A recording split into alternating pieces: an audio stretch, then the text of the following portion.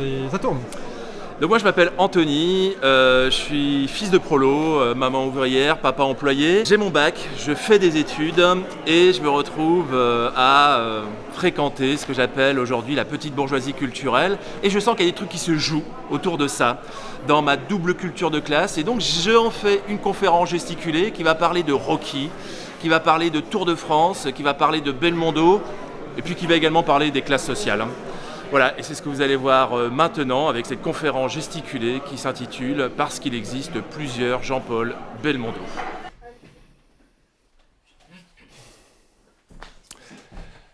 Bonsoir. Merci d'être venu en nombre. Et puis tiens, je vais commencer par les remerciements, comme ça au moins je suis sûr de ne pas les oublier à l'issue de la conférence gesticulée. Merci donc à l'annexe de m'accueillir. Merci au Canard Réfractaire qui est venu capter cette conférence gesticulée. Et merci également aux camarades de l'Ardeur qui m'ont supporté pendant 10 ans et qui viennent en plus voir cette conférence gesticulée qu'ils ont déjà vue un nombre innombrable de fois. Quel courage. Je leur disais tout à l'heure, moi si j'étais pas obligé d'être là ce soir, je serais pas venu. Voilà, personnellement. Mais ils sont là, ce qui est quand même une belle démonstration de camaraderie. Parce qu'effectivement, c'est la dernière. Voilà, c'est la dernière, après 250 représentations. Et je suis d'autant plus content de la jouer dans un coin que je connais bien, voilà, pour avoir grandi pas très loin. J'ai passé 30 ans à Morlaix, voilà. Je vivais à Morlaix les 30 premières années de ma vie, parce que je m'appelle Anthony Pouliquin. Pouliquin, vous en conviendrez, ça sonne le finistérien. Pouliquin, c'est donc mon nom de famille, et Anthony, c'est mon prénom. Et ce que vous savez peut-être pas, parce que je vous le dis parce qu'on va parler des classes sociales ce soir, c'est qu'Anthony, c'est le prénom d'un prince. Et ça permet tout de suite de poser son bonhomme, si vous voulez. Anthony, c'est le prénom du prince dans le dessin animé Candy. Ah ouais, c'est vrai. Ça te parle, Anthony, le petit prince des collines, l'amoureux de Candy, quoi. En fait, quelques mois avant ma naissance, on est en 79, mon frère, qui a 9 ans de plus que moi, il regarde la télévision, il regarde Récréa 2, présenté par l'animatrice Dorothée, il regarde Candy, et il va trouver ma mère qui se trouve dans la cuisine, il lui dit « J'aimerais que mon petit frère, il s'appelle Anthony, et mes parents vont m'appeler Anthony. » Voilà comment j'ai échappé à Goldorak. Quand j'étais étudiant, j'avais 2 copains. Il s'appelait Colin, parce que Colin, c'était un des personnages de L'Écume des jours, le bouquin de Boris Vian. Il y avait un autre qui s'appelait Guillaume, en référence à Guillaume Apollinaire. Et moi, je m'appelais Anthony, en référence à Candy. On va d'ailleurs se poser la question ce soir, et on va se demander si déjà dans l'attribution du prénom, il y a quelque chose qui est raconté sur notre classe sociale. Et pour commencer cette conférence gesticulée, je vais vous solliciter. Enfin, je vais solliciter votre pouvoir d'imagination, votre capacité d'abstraction, et je vais vous demander d'imaginer que derrière vous, là, il y aurait un écran géant, un écran de cinéma. Il y aurait un projecteur qui sortirait comme ça du plafond et qui diffuserait une image de film. Un film français, un film des années 80. L'image déroulerait, moi je vous la commenterais, je vous interdirais de tricher, c'est-à-dire que vous ne vous retournez pas. J'attends juste que l'image arrive. Et je me lance. Belmondo est dans le château. Le colonel est en ligne avec le ministre. Mais nom de Dieu, monsieur le ministre, qu'est-ce qu'on fait? Mais qu'est-ce qu'il y a à faire? Eh bien, le tuer ou le laisser partir. Mais c'est vous qui décidez. Bah faites ce que vous croyez bon de faire. Oh, je ne crois plus rien. J'expédie les affaires courantes. Ma démission sera sur votre bureau demain matin.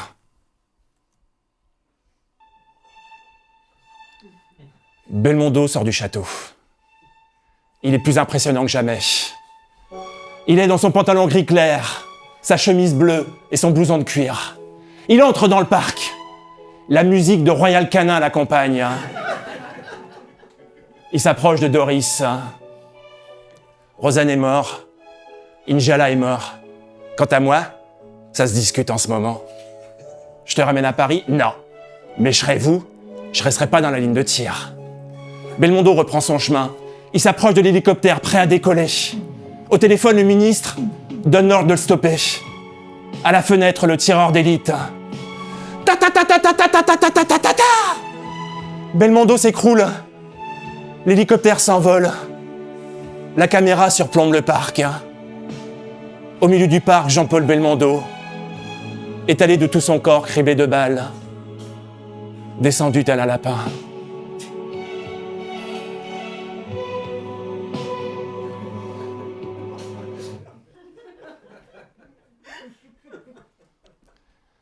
Jean-Paul Belmondo. Bébel. Belmondo, mon héros. Chez moi, quand j'étais enfant, on regardait la télé. Et le mardi soir, c'était soirée cinéma sur TF1. Du haut de mes 8 ans, j'avais le droit de regarder la première partie du film. C'est un droit que j'avais durement arraché suite à une âpre négociation avec mes parents et qui me permettait de repousser mon heure de coucher. J'avais le droit de regarder le film jusqu'à la page de publicité. J'étais incollable sur le cinéma des années 70-80, des premières moitiés de film.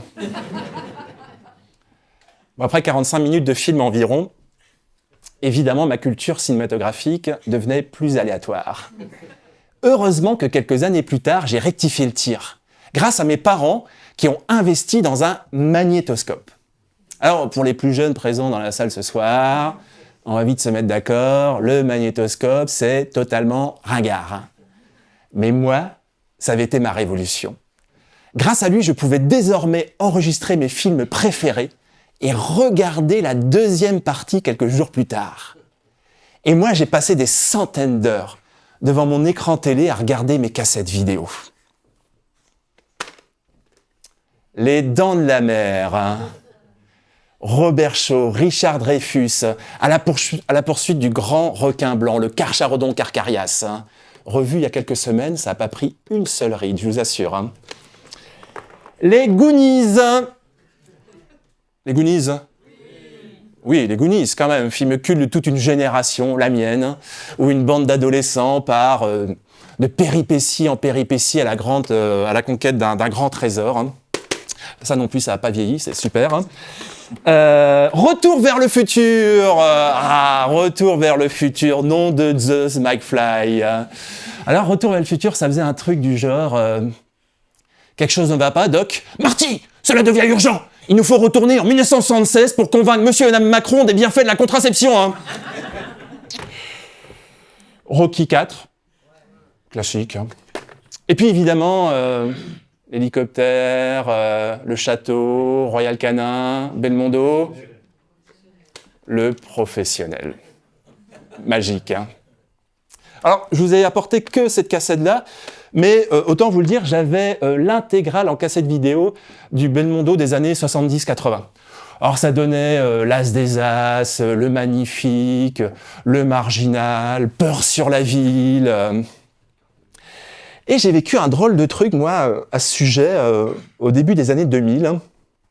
J'étais étudiant et j'avais un cours sur le cinéma. Et le premier jour, le prof, activité brise-glace, veut mettre un peu de bonne ambiance entre nous. Il nous demande, à tour de rôle, de dire quel est notre héros d'enfance en matière cinématographique. Quand mon tour arrive, évidemment, je dis Belmondo. Et là, il y a un étudiant qui m'interpelle et qui me dit « Mais de quel Belmondo est-ce que tu parles hein ?» Je comprends pas bien la question, alors je lui réponds quand même Jean-Paul. Jean-Paul Belmondo. Oui, non mais ça, j'avais compris. Mais de quel Jean-Paul Belmondo est-ce que tu parles ? Parce qu'il existe plusieurs Jean-Paul Belmondo. Ben oui, évidemment. Il y a le Jean-Paul Belmondo des débuts, l'acteur de la nouvelle vague, l'acteur fétiche de Godard, Pierrot le Fou, à bout de souffle, superbe, sublime. Et le Jean-Paul Belmondo des années 80, l'acteur franchouillard, vulgaire et pathétique, l'acteur préféré des blaireaux.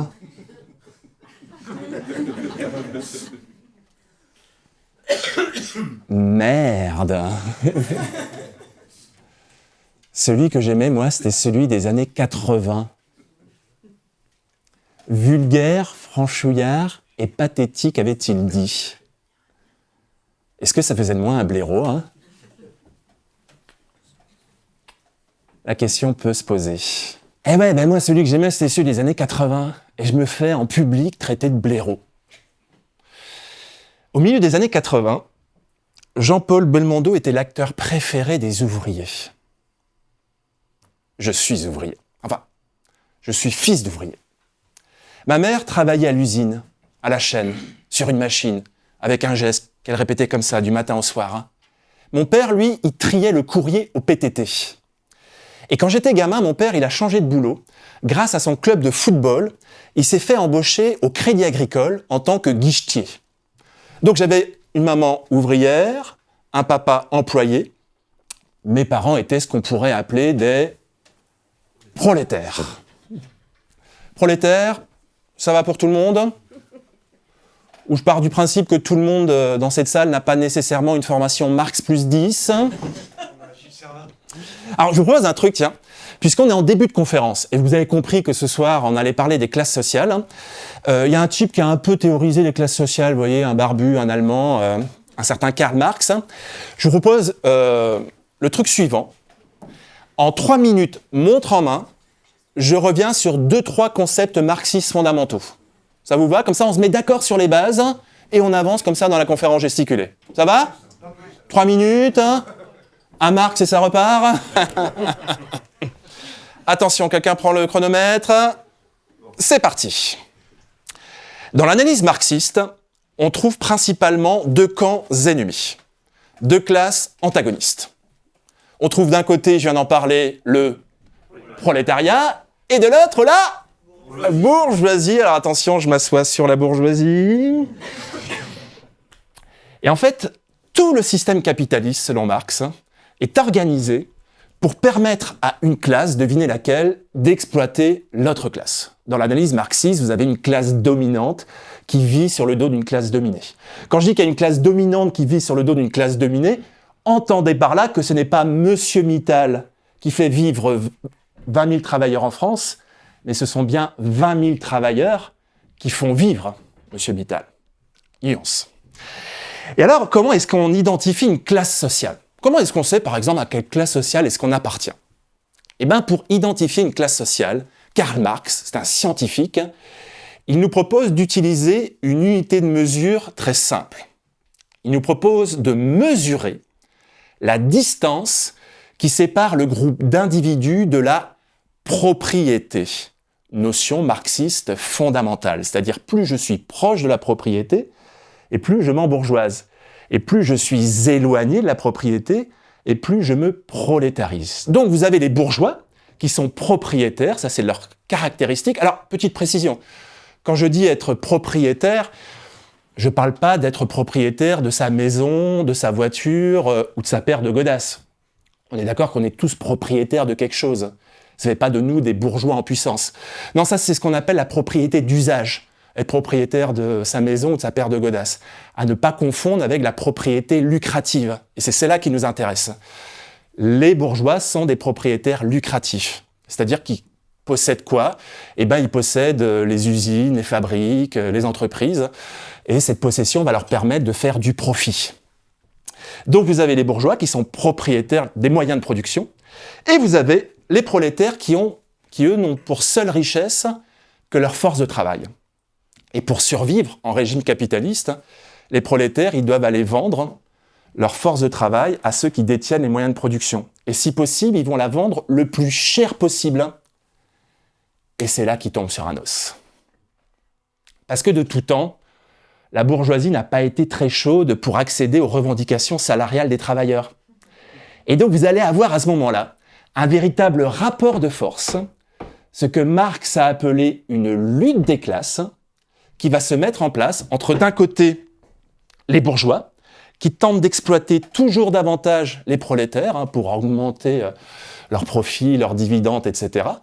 Et de l'autre, les prolétaires, qui tentent par tous les moyens de sortir de ce système d'exploitation.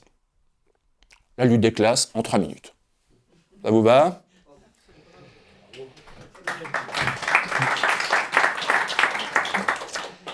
Et aujourd'hui, ce prolétariat en France, on va considérer, là comme ça entre nous, qu'il représente plus de 50% de la population. On peut même monter jusqu'à 60%. Pour trouver le prolétariat aujourd'hui en France, vous prenez les ouvriers. Ils sont 25%, ça c'est l'INSEE qui nous informe de ce chiffre. Vous prenez les employés, parce que dans notre société de service aujourd'hui, le livreur ou la livreuse de pizza ou le caissier ou la caissière de supermarché, on peut assez aisément les considérer comme des prolétaires. Et vous pouvez même prendre les franges les plus modestes du côté des artisans, des commerçants et des paysans. Alors vous allez dire, bah non, ça marche pas parce qu'ils sont propriétaires de leurs moyens de production. Non, c'est surtout la banque qui est propriétaire de leur outil de production. Et moi, ce qui m'intéresse à ce moment-là, c'est leurs conditions matérielles d'existence, qui sont celles du prolétariat. Et donc, quand vous prenez tout ce monde, vous obtenez quasiment les 2/3 de la population française. Ça veut dire concrètement un truc. Ça veut dire qu'aujourd'hui, le prolétariat en France, il est majoritaire. Et pourtant, il a complètement disparu de notre imaginaire social. Franchement, qui parle encore des prolos? Les prolétaires, ils ont disparu des écrans de cinéma, ils ont disparu des romans, ils ont disparu des programmes télé, ils ont disparu des programmes radio. Il y a le journal Fakir, le journal basé à Amiens, qui a quelques années de ça, avait fait une expérience. Ils avaient écouté 24 heures consécutivement les programmes de France Inter. Alors, rien que ça déjà, c'est une belle perf, quoi, se coltiner France Inter 24 heures durant. Le résultat est édifiant. Sur 24 heures de programme, simplement 20 minutes sont consacrées aux prolétaires. 1,5% des programmes, alors qu'ils représentent plus de 60% de la population française. Désormais, à longueur d'antenne, sur France Intox,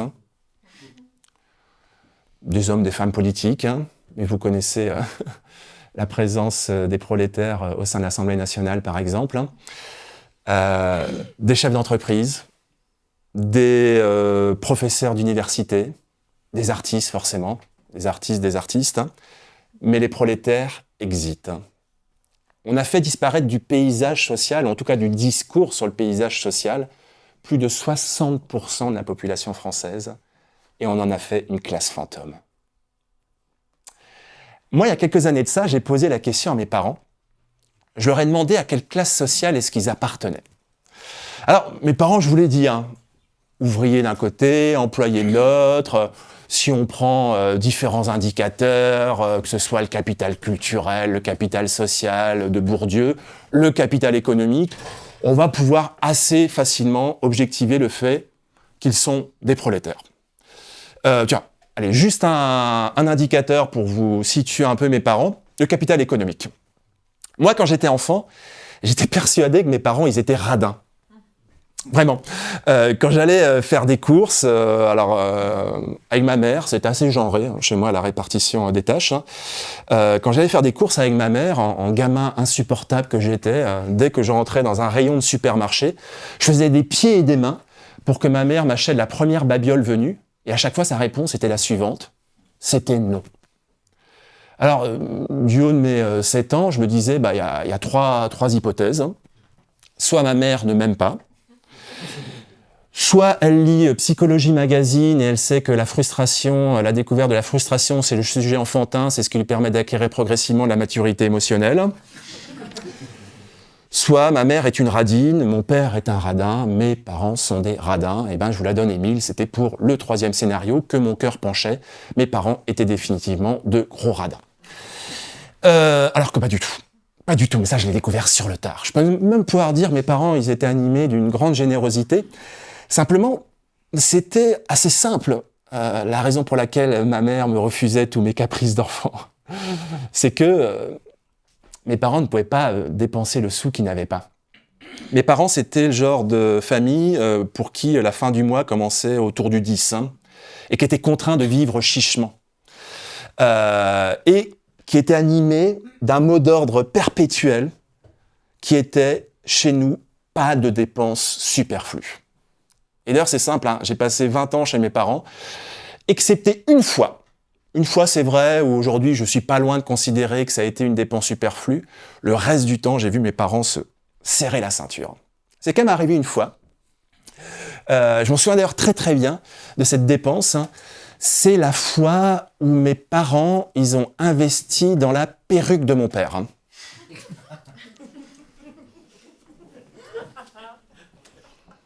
J'avais 6 ans, je parle pas de traumatisme, mais je dirais que ça remue.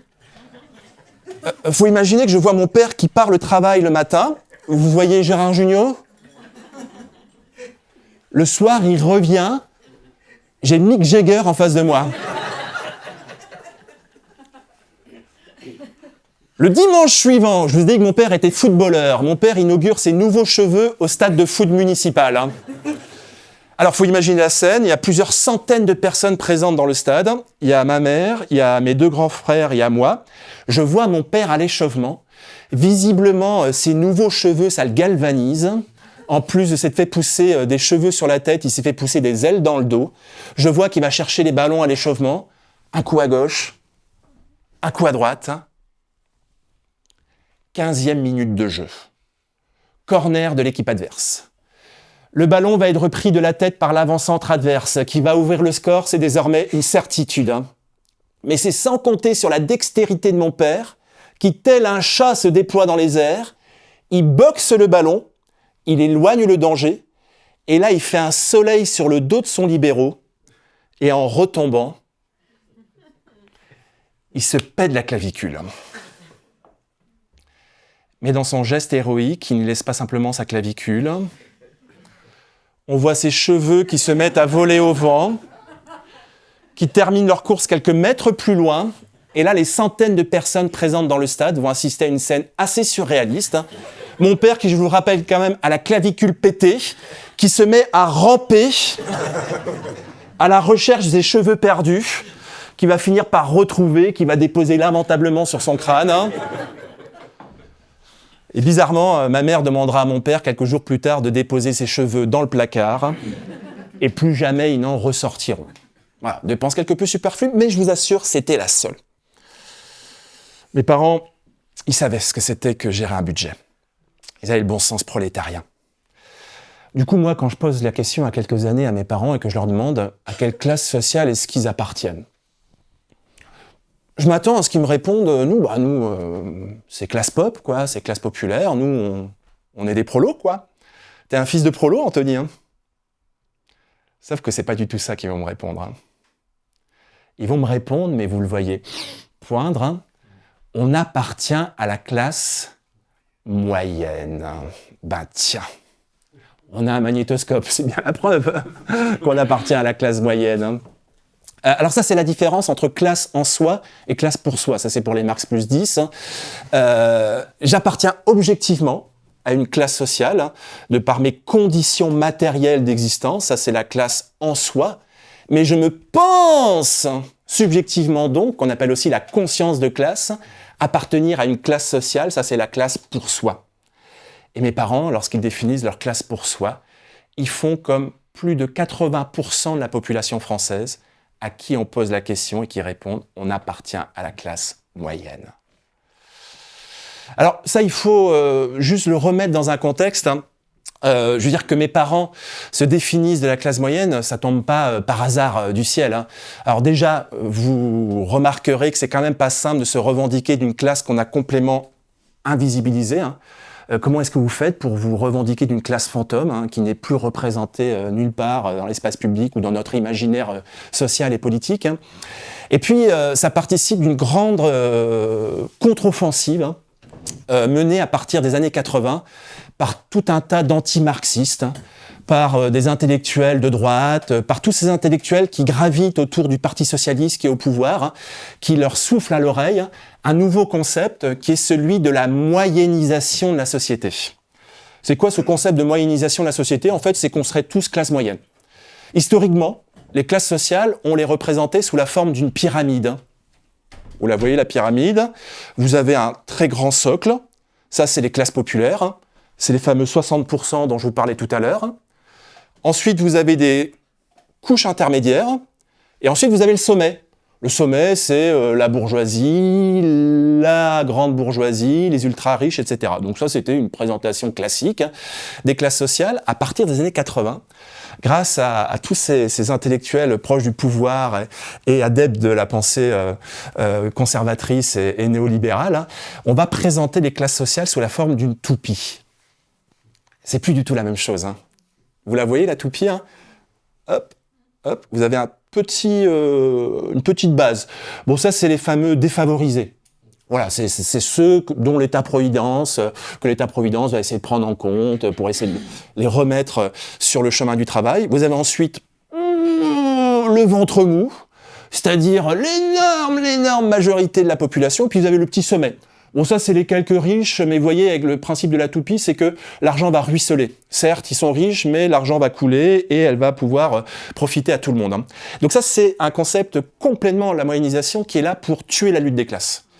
Parce que vous comprenez bien que si on appartient tous aux classes moyennes, eh bien, la lutte des classes a un peu moins de raison d'être. Et l'action révolutionnaire est potentiellement en panne.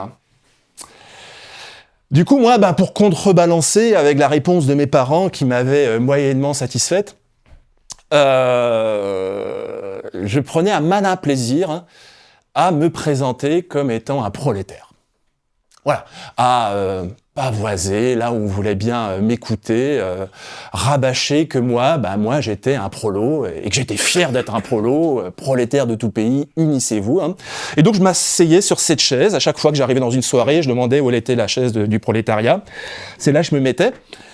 Et peut-être que je l'ai un peu trop rabâché, toujours est-il que ça a commencé à gonfler quelques-uns de mes potes d'enfance, et notamment Stéphane. Et Stéphane, lui, c'est un ouvrier qui se lève à 5h du matin pour aller travailler à l'usine. Et un jour, Stéphane, de façon un peu âpre, il m'a repris. Il m'a dit, toi, un prolo, mais tu te fous de ma gueule ou quoi? Non, toi, t'es un bobo. Tu travailles dans ton petit centre de formation avec tes petits stagiaires, ta petite moquette, ta petite cafetière. T'es un bobo, mec. T'es rien de plus.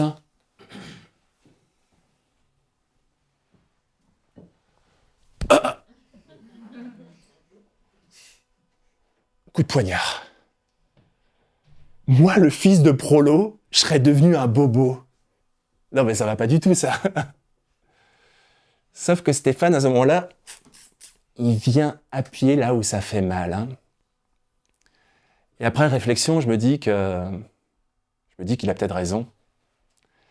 Et je me dis surtout que je ne vous ai pas tout raconté. Je suis le seul dans ma famille à avoir obtenu mon bac. Quand j'ai posé la question à mes frangins, à mes 2 frangins, et je leur ai demandé pourquoi est-ce qu'ils n'avaient pas fait d'études, ils m'ont répondu « on n'aimait pas ça ». Et puis de toute façon, on n'était pas fait pour l'école. Alors si on a lu Pierre Bourdieu, ce sociologue internationalement connu, on sait que c'est pas du tout la question. Que la question n'est pas « est-ce que j'aime l'école ? Est-ce que je suis fait pour les études ?» Mais que la question qui vaut est la suivante, à quelle classe sociale est-ce que j'appartiens ? Plus de 90% des enfants de profs obtiennent leur bac. Ce chiffre est de moins de 35% chez les enfants d'ouvriers. D'un point de vue statistique, nous étions 3 frères, un seul devait obtenir son bac. Et c'est moi qui l'ai obtenu. Et puis, j'ai fait des études supérieures, et puis je suis devenu cadre du travail social, directeur d'association, responsable de formation. Mais ce qui finalement a le plus changé chez moi, comme ça je prenais de l'âge, c'était mes relations du quotidien. En fait, plus je vieillissais, et moins je fréquentais mes potes d'enfance, qui étaient devenus chauffeurs routiers, qui étaient devenus tourneurs-fraiseurs, et plus je fréquentais mon nouveau milieu, des profs, des artistes, des journalistes. Alors peut-être que Stéphane, il avait raison, peut-être que j'avais changé. Et pourtant, moi, changer de classe sociale, je vous assure, ça me foutait la trouille. La trouille de la trahison. Je me mettais comme ça à grimper les échelons, Et je me disais que j'allais peut-être un jour servir la cause de ceux qui avaient exploité mes parents et de ceux qui continuaient à exploiter mes frangins. Et moi, je voulais pas devenir un traître à la famille. Je voulais pas devenir une espèce de petit bourgeois. Parce que j'ai été simpliste tout à l'heure quand je vous ai présenté les classes sociales en deux camps simplement. Le prolétariat et la bourgeoisie. En fait, entre les deux, il y a des trucs. Il y a des couches intermédiaires. Alors les médias, vous avez compris, ils appellent ça les classes moyennes. Alors moi, je préfère parler de couches intermédiaires, parce que là, ce que je viens de mettre au milieu, il faut vraiment le comprendre comme des couches médianes, des couches médiatrices, des couches tampons, des couches qui vont faire le tampon dans la lutte des classes entre d'un côté la bourgeoisie et de l'autre le prolétariat. Alors, c'est très difficile de définir précisément ce qu'il y a au milieu. Donc je propose qu'on passe pas la soirée là-dessus, les sociologues sont pas d'accord, ils s'engueulent à ce sujet. Tiens, même l'INSEE, l'INSEE, Institut National de la Statistique, il y a maintenant un paquet d'années, l'INSEE avait défini ce qu'ils avaient appelé des CSP, catégories socio-professionnelles, qu'on appelle maintenant les PCS, professions et catégories socio-professionnelles. Et donc ils avaient comme ça constitué une dizaine de catégories. Il y avait la catégorie des ouvriers, la catégorie des employés, et donc évidemment certaines de ces catégories représentaient ces fameuses couches intermédiaires. Et pour vous montrer vraiment qu'au milieu c'est vraiment le bordel, il y avait une catégorie, alors de mémoire c'est la catégorie 7, et dans cette catégorie, ils avaient réuni les artistes, les curés et les militaires. Vous voyez, le genre de truc assez commode pour penser une réalité sociale. La catégorie assez homogène, vous voyez, Brigitte Fontaine, l'abbé Pierre et le général Bijard sont dans un bateau. L'abbé Pierre et Marcel Bijard tombent à l'eau, qui c'est qui va les repêcher? Personne. Bon, voilà, je me suis dit que, voilà, si l'INSEE n'arrivait pas à vraiment définir ce qui était au milieu, là, voilà, j'allais me permettre d'être ultra synthétique. Donc voilà, je vais être synthétique, schématique, comme vous voulez. Moi, en gros, je repère 3 grandes couches intermédiaires. Voilà. Alors, il y a une première couche qui est au-dessus des deux autres, qui commence vraiment à être aspirée par la bourgeoisie, qu'on va appeler les classes supérieures. Capital économique élevé, capital culturel élevé, c'est qui? C'est des avocats, c'est des architectes, c'est des maîtres de conférences à l'université, des journalistes, etc., etc. Vous avez ensuite une autre couche intermédiaire baptisée la petite bourgeoisie économique. Alors c'est quoi cette petite bourgeoisie économique? C'est des chefs dans moyenne entreprise, c'est des artisans, des commerçants, mais pas ceux dont on a parlé tout à l'heure. Là je vous parle du commerçant, c'est-à-dire celui qui a ses 3 restaurants au centre-ville de Rennes et qui a la maison de vacances à Saint-Malo. Voilà, des gens pour qui il y a un confort matériel, un capital économique plutôt élevé. Et puis vous avez une troisième couche intermédiaire. Et c'est celle-là qui va nous intéresser en premier lieu ce soir. Et d'ailleurs, je vous propose une convention, c'est que désormais, quand je montrerai cette chaise symbolisera à elle seule cette troisième couche intermédiaire. Mesdames, Messieurs, je vous présente la petite bourgeoisie culturelle. Toute ressemblance avec des personnes présentes dans cette salle serait forcément fortuite. Alors, c'est quoi cette petite bourgeoisie culturelle? C'est des personnes qui sont diplômées. Voilà. C'est des personnes qui vont miser sur le capital culturel pour briller en société. Voilà. Leur distinction, ils vont aller la chercher par leur capacité à démontrer leur amour des arts, leur fréquentation des lieux tels que les médiathèques, les théâtres, les musées. Voilà, on mise beaucoup sur le capital culturel pour exister en tant que petit bourgeois culturel. Et alors après, au niveau professionnel, où c'est qu'on les retrouve à bosser? On les retrouve à bosser dans la culture, forcément, dans l'éducation. Dans la vie associative, voilà, ce sont des cadres de la vie associative, des cadres de l'éducation populaire, du travail social. On les retrouve à bosser dans la communication, dans les médias. Petite bourgeoisie culturelle, ça va pour tout le monde, hein. Et alors pourquoi est-ce que cette petite bourgeoisie culturelle, alors parfois vous entendrez parler de la petite bourgeoisie intellectuelle. Voilà, terme plus discutable, moi je préfère le terme petite bourgeoisie culturelle, parce que leur référence c'est justement la culture. On va y revenir ça. Et donc, pourquoi est-ce qu'elle nous intéresse en premier lieu, cette petite bourgeoisie culturelle? Parce qu'il y a un siècle de cela, un certain Antonio Gramsci, fondateur du Parti communiste italien, un intellectuel organique, hein, rattaché au Parti communiste, il nous informait sur le rôle historique, sur la fonction historique occupée par cette petite bourgeoisie culturelle. En fait, selon Gramsci, tout l'enjeu de la lutte des classes était de savoir de quel côté cette petite bourgeoisie culturelle elle allait basculer.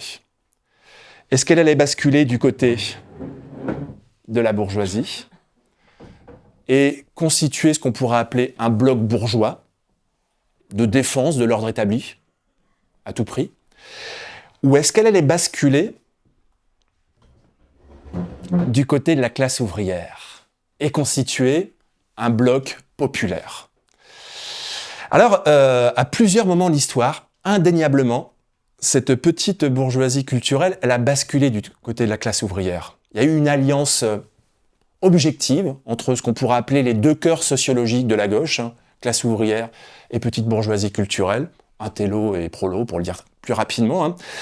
Et ça, Gramsci, il l'avait nommé, cette alliance objective, il avait nommé ça le bloc historique. C'est quoi le bloc historique? C'est ce bloc qui se met en place à chaque fois dans l'histoire que ces deux cœurs sociologiques de la gauche se mettent à battre ensemble au service de la Révolution. Voilà, c'est ce bloc historique qui s'est constitué avec la Commune de Paris, en 1936 avec le Front populaire, à la Libération, le Conseil national de la résistance, c'est cette rencontre entre petite bourgeoisie culturelle et classe ouvrière. C'est ce bloc historique qui se met en place pour aller au service du progrès social, chercher des conquis sociaux. Hein. Et ça va fonctionner à plusieurs moments de l'histoire. Hein. Et il y a un moment donné où ça va gripper. Où, structurellement parlant, cette petite bourgeoisie culturelle va avoir de moins en moins tendance à faire alliance avec la classe ouvrière. Il va avoir de plus en plus tendance à faire alliance avec la bourgeoisie. Et ce moment de l'histoire, en France, on peut le situer dans les années 70. Comprenez bien. Avant 1970, cette petite bourgeoisie culturelle, elle est privée du pouvoir. Et oui, forcément, parce qu'il y a la bourgeoisie qui est au pouvoir, qui s'en méfie comme de la peste, et qui la tient à distance. Elle a raison de s'en méfier, hein. Souvenez-vous, hein, les moments de l'histoire où cette petite bourgeoisie culturelle a été une adversaire de classe pour elle. Hein. Sauf que d'être privée du pouvoir, ça commence à être sacrément frustrant pour cette petite bourgeoisie culturelle, qui a quand même une bonne opinion d'elle-même. Je veux dire, elle est diplômée, elle est qualifiée, elle se dit créative, ingénieuse. Et le pouvoir lui échappe. Hein. Anomalie. Et du coup, elle commence de plus en plus à regarder le sommet de la pyramide, hein, et elle se dit qu'elle aussi, elle aurait bien droit à sa part du pouvoir. Hein. Et donc, à partir des années 70, elle va se mettre en marche dans la conquête du pouvoir. Elle va commencer par récupérer tout un tas d'appareils qui va lui permettre d'être de plus en plus influente, de plus en plus hégémonique. Elle va récupérer les appareils de la recherche. Hop, ça c'est pour nous. Les appareils de l'université. Elle va récupérer toute la vie associative, toute l'éducation populaire. Elle va récupérer des médias, les appareils de la culture. Hein. Elle va commencer à avoir de plus en plus de poids. Pas simplement symbolique, hein, de poids aussi dans les organes de pouvoir. Hein. En 77, il va y avoir la vague socialiste qui va rafler un nombre considérable de municipalités. Hein.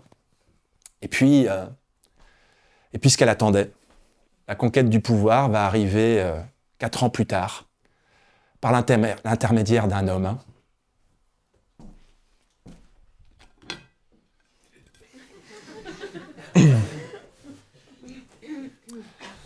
Cette assiette à l'effigie de François Mitterrand a été accrochée au mur de ma chambre après la victoire de 1981, j'avais exactement 13 mois.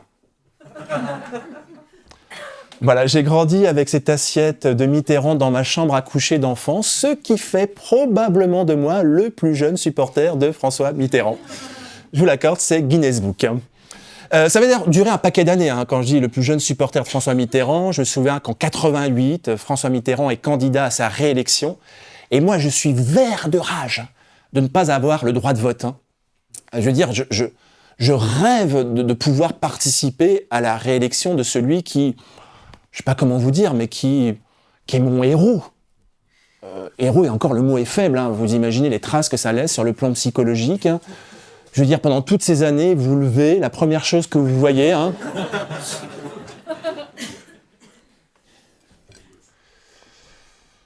vous vous demandez peut-être ce que foutait cette assiette dans ma chambre à coucher d'enfant, et en même temps, la chose est assez évidente. Mes parents étaient mitterrandiens. Et ouais, des ouvriers peuvent voter contre leurs intérêts de classe, à la preuve. Mes parents étaient mitterrandiens, je peux même dire, parce que quand on pousse une adulation à un tel stade, que là aussi, mitterrandien, le mot est un peu fade. Mes parents, c'était plus exactement mitterrandophiles, enfin, vous voyez, un espèce de truc comme ça. Ils m'ont à peu près tout fait, vous voyez, on va voir la famille à Rochefort, on fait le crochet par Jarnac pour aller voir la maison de tonton, c'est comme ça qu'on l'appelait. À un moment donné, mes parents, ils ont poussé tellement loin leur adulation de François Mitterrand, qu'à l'adolescence, je les ai soupçonnés, quand je leur posais une question, avant de me répondre, de se demander dans leur fort intérieur que répondrait François Mitterrand si on lui posait cette question. Je vous jure que c'est vrai.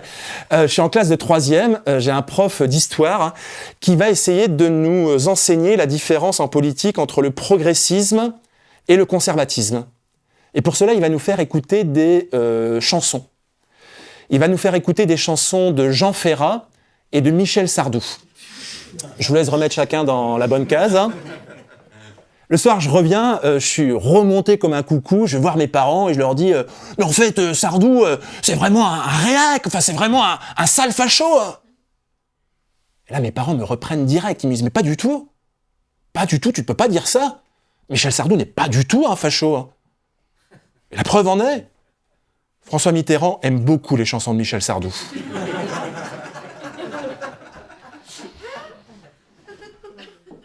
Démonstration implacable. Bon, n'empêche que ça va marcher. Ça va marcher forcément. Vous savez, l'enfance est docile. L'enfant doit être docile. En tout cas, c'est ce que j'essaye d'expliquer à mon fils de 7 ans ces temps-ci. Mes parents aiment François Mitterrand, je vais aimer François Mitterrand. Et puis je vais obtenir mon bac. Enfin, vous imaginez, jusqu'en terminale, je suis à fond Mitterrand. Mais je vais obtenir mon bac, je vais partir faire des études. C'est à ce moment-là, je crois que je me politise. Et bizarrement, en me politisant, je vais de moins en moins aimer François Mitterrand. En fait, je vais découvrir à ce moment-là ce qu'une fois au pouvoir, le Parti socialiste... Alors, vous avez compris, quand je parle du Parti socialiste, je parle de la structuration de la petite bourgeoisie culturelle dans sa conquête du pouvoir. C'est l'électorat socialiste des années 80, c'est les candidats au municipal, c'est les candidats au pouvoir, c'est cette petite bourgeoisie culturelle qui accède enfin au pouvoir grâce au Parti socialiste. Et bien, une fois au pouvoir, le Parti socialiste, ce qu'il va faire, c'est qu'il va tourner le dos à la classe ouvrière. Et les inégalités durant cette période vont exploser, vont croître avec une violence inouïe. Vous savez, c'est cette alliance objective qui se met en place entre Mitterrand, Thatcher, Reagan, et on vient vanter les vertus du néolibéralisme. Et c'est incroyable de constater comment est-ce que l'histoire se répète. Enfin, je veux dire, quand je dis que le Parti socialiste tourne le dos à la classe ouvrière à ce moment-là, je veux dire, 45 ans plus tard, de voir en 2025 la façon dont le Parti socialiste est en train de voter sans aucun scrupule des amendements qui vont avoir des conséquences dramatiques sur des millions de Français et de Françaises, essentiellement des classes populaires. Ils ont définitivement choisi leur camp. Ils sont indécrottables. Et bien, c'est ce qui va se passer dans les années 80. Ils vont vanter les vertus du néolibéralisme à l'heure de la mondialisation. Un grand banquet va être organisé et on va laisser les classes populaires sur le bord du chemin. Alors vous allez me dire, oui d'accord, mais en même temps les classes populaires, elles sont pas très fut-fut. Hein. Elles avaient qu'à se rebeller. Hein. Ouais, sauf que c'est là que ça devient un peu dégueulasse. Hein. Parce que le capital, il a tout prévu. Hein. Vous vous souvenez de cette fonction tampon dont je vous ai parlé tout à l'heure, hein? La fonction tampon qu'occupe la petite bourgeoisie culturelle. Donc imaginez-la, elle est arrivée au pouvoir. Souvenez-vous les postes qu'elle occupe, hein, dans les médias, dans l'éducatif, hein, dans la communication, dans la culture. Hein. Imaginez le pouvoir énorme qu'elle a, le pouvoir idéologique. Hein. Eh ben, elle va se servir de ce pouvoir idéologique. Hein. Cette petite bourgeoisie culturelle, à partir des années 80, elle va essentiellement être là pour expliquer la nécessité des réformes, user de pédagogie pour expliquer le courage qu'il aura fallu aux socialistes pour prendre ces décisions difficiles à l'heure de la mondialisation. Hein. Elle va être là pour endormir, hein. Elle va être là pour retenir le couvercle de la marmite, pour pas que la marmite n'explose. Hein. C'est Alain Accardo, un sociologue, qui dans son bouquin de notre servitude involontaire, nous explique que la fonction de cette petite bourgeoisie culturelle depuis 50 ans en France hein, est exactement la même que celle du clergé dans la société d'Ancien Régime. Hein. Le maintien de l'ordre social symbolique. Hein. Organiser la paix sociale. Hein. Malgré la violence sociale, malgré l'exclusion qui est mise en place à ce moment-là. Salaud de socialiste. Évidemment, moi, en découvrant cette histoire, hein, mes questions existentielles, ma quête quasi identitaire, hein, refait surface. Parce que, ok, Gramsci, Mitterrand, Accardo, tout ça, j'ai compris, ok. Mais ça ne me permet pas de résoudre mon problème personnel. Je veux dire, mon problème identitaire, hein, qui est toujours le même. Hein. Ok, mais moi, Anthony, le petit prince des collines, où est-ce qu'aujourd'hui, j'ai le droit de m'asseoir hein? Eh oui, parce que c'est peut-être un détail pour vous, mais pour moi, ça veut dire beaucoup. C'est quand même un peu l'histoire de ma vie. Parce que, comprenez bien, à partir de 25-30 ans, quand je voulais m'asseoir là, j'avais mes potes d'enfance qui me disaient que ma place à moi, désormais, elle n'était plus là. Et qui m'invitaient à dégager. Ils me traitaient de bobo. Sauf que le problème, c'est que quand je voulais m'asseoir là, du coup, mes nouveaux potes depuis la fac, vous savez, les Colin, les Guillaume, etc., me signifiaient que ma place, elle n'était pas là non plus. Hein, parce que j'avais pas leur code, j'avais pas leur culture, j'avais pas leurs références. Hein, et eux, ils me traitaient de prolo. Ok, mais alors je m'assois où? Eh bien, c'est en faisant cette conférence gesticulée, hein, petite parenthèse d'ailleurs, hein, si plutôt que payer pendant 10 ans de la thérapie, hein, faites une conférence gesticulée. Hein. Moi, ça a clairement résolu tout un tas de questions que je me posais, hein, et ça m'a évité de devenir fou, hein, parce que c'est en faisant cette conférence gesticulée que je me suis tenté à l'hypothèse suivante. Hein. L'hypothèse que ma place à moi, désormais, elle serait ici. Avoir le cul entre deux chaises. Et quelque chose me dit que je ne suis pas le seul dans cette salle à avoir le cul entre deux chaises. Restera la question, qu'est-ce qu'on en fait politiquement lorsqu'on a le cul entre deux chaises? Et comment, ce qui pourrait être un handicap, on en fait une force? On en aura tout à l'heure sur les gilets jaunes. Je ne sais pas si vous avez remarqué, mais entre les deux, il y a un truc. Entre les deux, il y a une espèce de frontière, hein. Une espèce d'obstacle. Hein. Entre les deux, il y a un truc qu'on appelle en France la culture. Dur, dur la culture, disait ma mère. Elle ne croyait pas si bien dire. Hein. Alors, autant le dire tout de suite, comme ça on ne s'encombre pas avec les nuances. La culture aujourd'hui en France,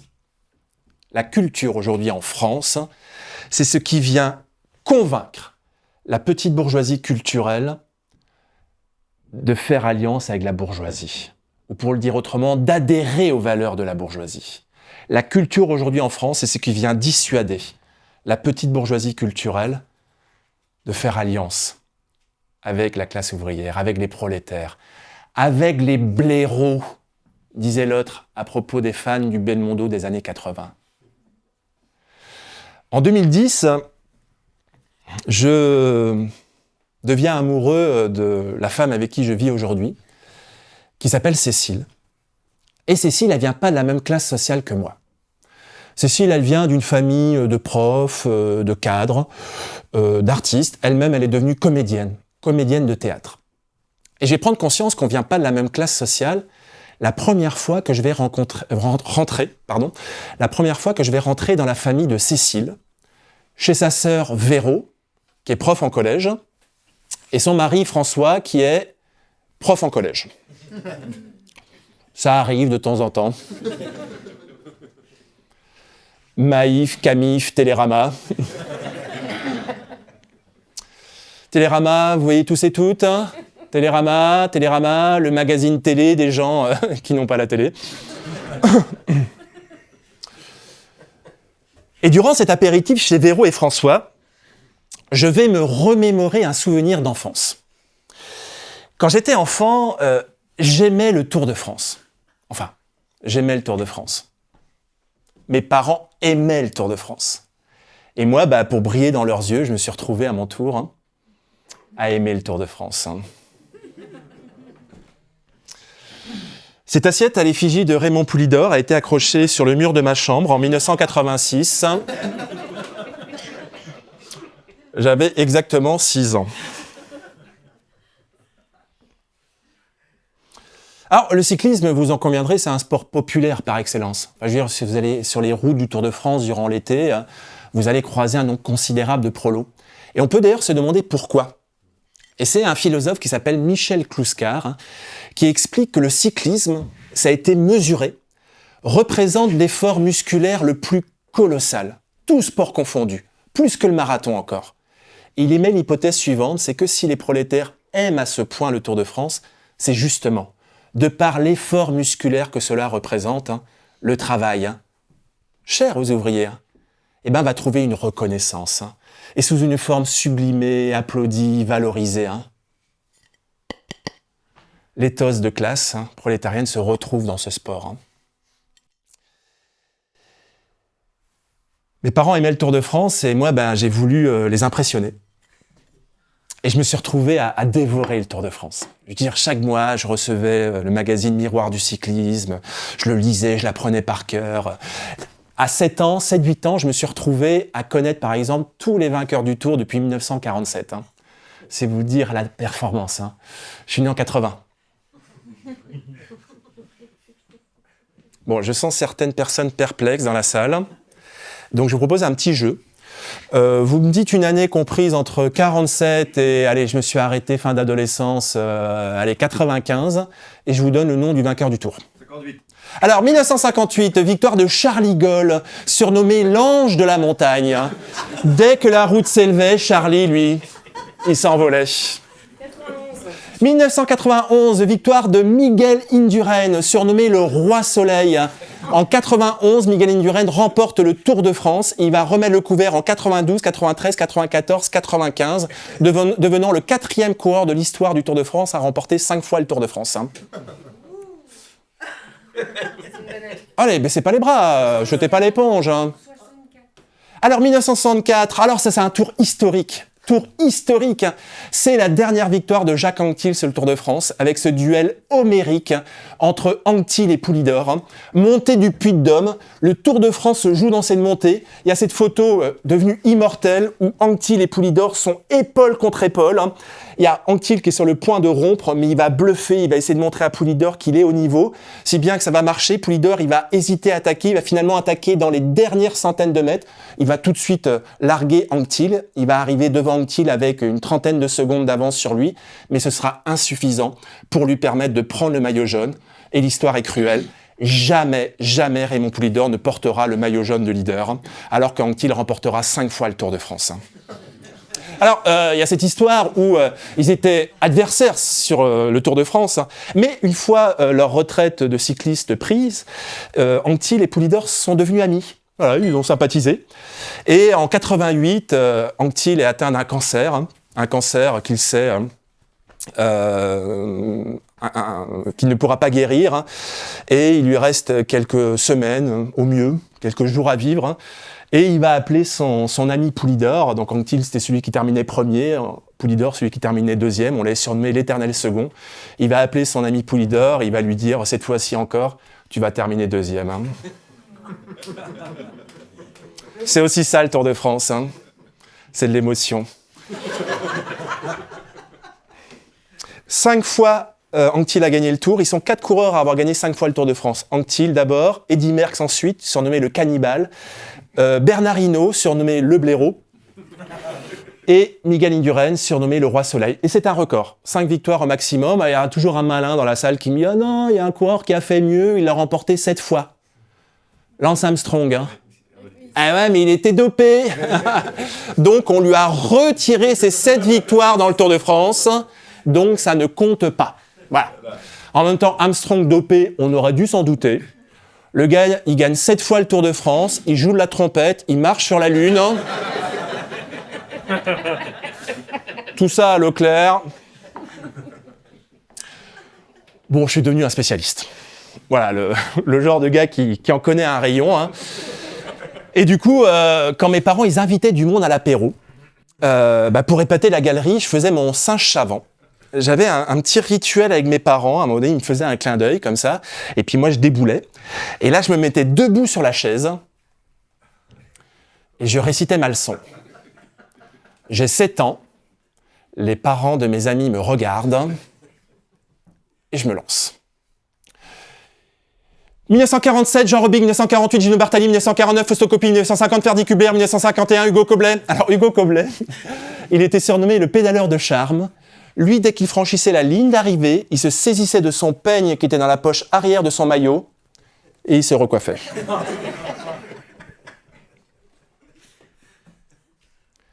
J'ai revécu la même scène. Enfin, presque. 25 ans plus tard. Lors du fameux apéritif chez Véro et François. Prof en collège. En plein milieu de l'apéro, Anatole, le petit dernier, il s'est rappliqué. Et comme moi, 25 ans plus tôt, il s'est mis debout sur la chaise. Et comme moi, il a récité sa leçon.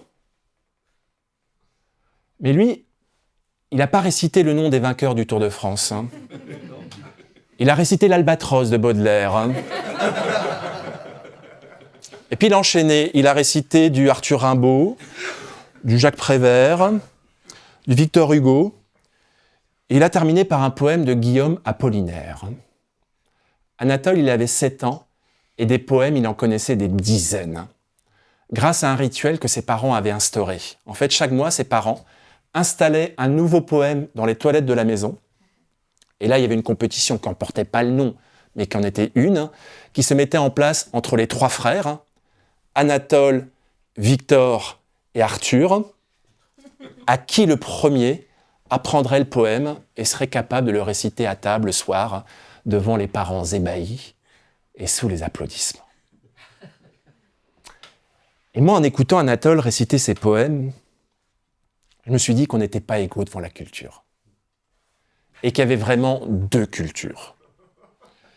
Il y avait la culture légitime, celle que certains parents simplement étaient en mesure de transmettre à leurs enfants, la culture de la littérature, de la poésie par exemple, et qu'elle allait leur servir dans leur réussite scolaire. Et il y avait la culture illégitime, celle que mes parents m'avaient transmise, celle du Tour de France par exemple.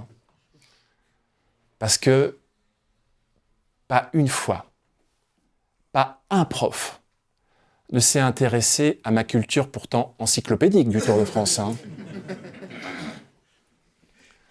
Ce qui est très con d'ailleurs, parce qu'à bien y réfléchir, à partir du Tour de France, on peut faire plein de matières. Je veux dire, à partir du Tour, on peut faire de la géographie, on peut faire de l'histoire, on peut faire des mathématiques, On peut faire la chimie, enfin... Ça a un nom, ça d'ailleurs, on appelle ça la pédagogie Freinet. La pédagogie Freinet, c'est quoi la pédagogie Freinet? En fait, c'est une pédagogie qui a été conçue par un couple de pédagogues, Célestin et Élise Freinet. Alors, l'histoire, comme souvent, a surtout retenu le prénom de l'homme, Célestin Freinet, alors qu'Élise Freinet, elle a eu une place essentielle dans le développement de cette pédagogie. Et c'est quoi cette pédagogie? Ça consiste tout simplement, quand on est enseignant Freinet, à s'intéresser au centre d'intérêt des enfants, à s'intéresser à leur culture, à leur identité, et à se démerder pour faire rentrer ces centres d'intérêt dans les programmes scolaires. Parce qu'ainsi reconnus dans ce qu'ils sont plus profond d'eux-mêmes, les enfants se sentent valorisés, ils se mettent potentiellement à apprendre. Et moi, durant ma scolarité, j'ai pas eu la chance d'avoir d'enseignants frénétiques. Et ma culture, mon amour du Tour de France n'a fait l'objet que de moqueries quand j'ai eu l'occasion de la partager et que je racontais les étés qu'on passait avec mes parents sur les routes du Tour de France à la rentrée, dans la rédaction. Vous savez, on me demande ce qu'on fait durant les vacances. La culture légitime. Alors, je sais pas vous, mais moi je trouve qu'elle porte hyper bien son nom. La culture légitime, il faut vraiment la comprendre comme la culture qui légitime les inégalités. Et puis même la culture qui renforce les inégalités. La culture, pour le dire autrement, qui divise. Et ça, moi, je l'ai vécu dans mon histoire d'amour. Parce que la différence de capital culturel au quotidien dans un couple, dans l'intimité, ça peut être explosif. Je veux dire, lorsqu'au détour d'une discussion, Cécile me parle de Wajdi Mouawad ou de Courbet, je parle de Gustave le peintre, pas de Julien Courbet, on est d'accord, et que moi je lui réponds Raymond Poulidor, Jacques Anquetil, Montée du Puy-de-Dôme 1964, je sais pas comment vous dire, mais ça crée un léger décalage. C'est à peu près d'ailleurs le même décalage que j'ai vécu lors du premier repas, non pas dans la famille de Cécile, mais avec les amis de Cécile.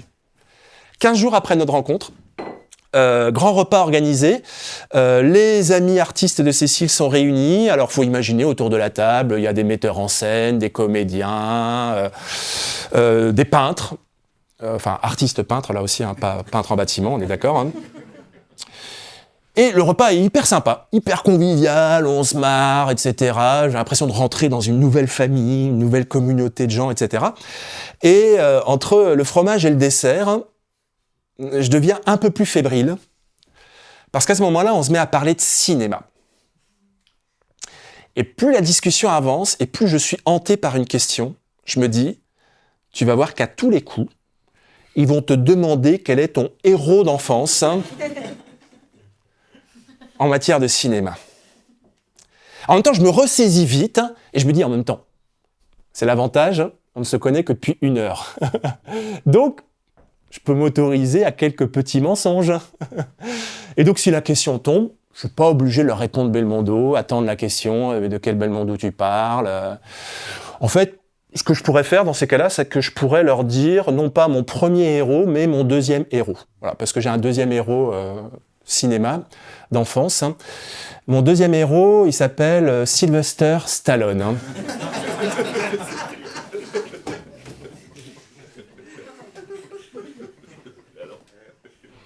Et non.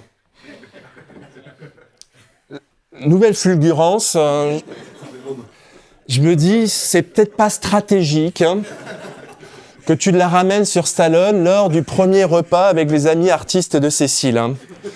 Alors attention, petite précision, quand je dis que je suis fan de Stallone, je le dis pas simplement pour les besoins de la conférence. Je veux dire, je suis un fan devant l'éternel de Sylvester Stallone.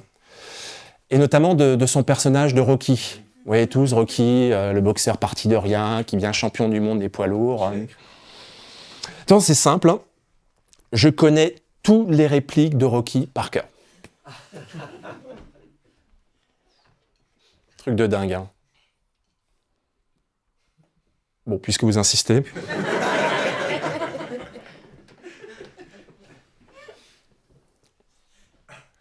L'important, c'est pas la force des coups que tu donnes, c'est le nombre de coups que tu reçois, tout en continuant d'avancer. Rocky VI, J'ai connu des catcheurs qui étaient plus gros que des dinosaures. Tu t'es jamais battu contre un dinosaure? Ah non, pas dernièrement. Rocky III, l'œil du tigre. Hein. Rocky III, l'œil du tigre, c'est dans ce film-là que Stallone, en fait... En même temps, si je vous raconte pas les deux premiers, vous allez rien comprendre. Hein. Bon, vite fait.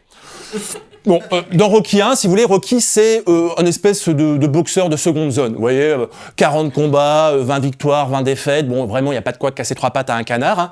Sauf qu'aux États-Unis, il y a par contre un boxeur qu'on dit invincible. Il est champion du monde des poids lourds. Il est invaincu. Il s'appelle Apollo Creed. Et Apollo Creed, lui, il est états-unien jusqu'au bout des ongles. Et il sait que la magie des États-Unis, c'est que ce pays... il donnera sa chance à chaque individu, à chaque citoyen, au moins une fois dans sa vie. Il est convaincu de ça et il veut le démontrer concrètement. Et donc il propose la chose suivante, il propose que le soir de Noël, il affronte sur le ring un parfait inconnu à qui il donne sa chance. Et donc pour ça, il va y avoir un tirage au sort qui va être organisé. Donc on fait le tirage au sort et qui c'est qui sort du chapeau ? Rocky Balboa, c'est bien foutu. Je me suis toujours demandé ce qu'aurait été la suite du film si c'est pas lui qui était sorti du chapeau. Mais bon, c'était lui, donc c'était nickel. Donc le soir de Noël, Stallone, il va devoir affronter Apollo Creed. Alors, la veille du combat, Stallone, il n'arrive pas à dormir. Ah bon, c'est un peu impressionnant, hein. Je veux dire, il affronte le champion du monde des poids lourds, il fait une espèce d'insomnie, il quitte le lit, il revient. Il y a Adriane, c'est sa femme. Enfin, non, c'est pas encore sa femme, parce qu'il va se marier à Adriane dans Rocky 2. Dans Rocky 1, c'est encore que sa copine. Hein. Et là, il lui dit, écoute, demain, je pourrais pas le battre, il est trop fort, Apollo Creed. Mais de toute façon, je vais aller combattre, mais je vais pas combattre pour gagner. Pour moi, le plus important, c'est pas ça. Alors il dit, ah bon, mais c'est quoi le plus important, Rocky? Dis-moi, j'ai besoin que tu me dises. Il dit, en fait, il n'y a pas un seul boxeur qui a tenu la distance face à Creed. Ils ont tous terminé au tapis. Et moi, demain, mon objectif, c'est qu'à l'issue des 15 rounds, je sois encore debout.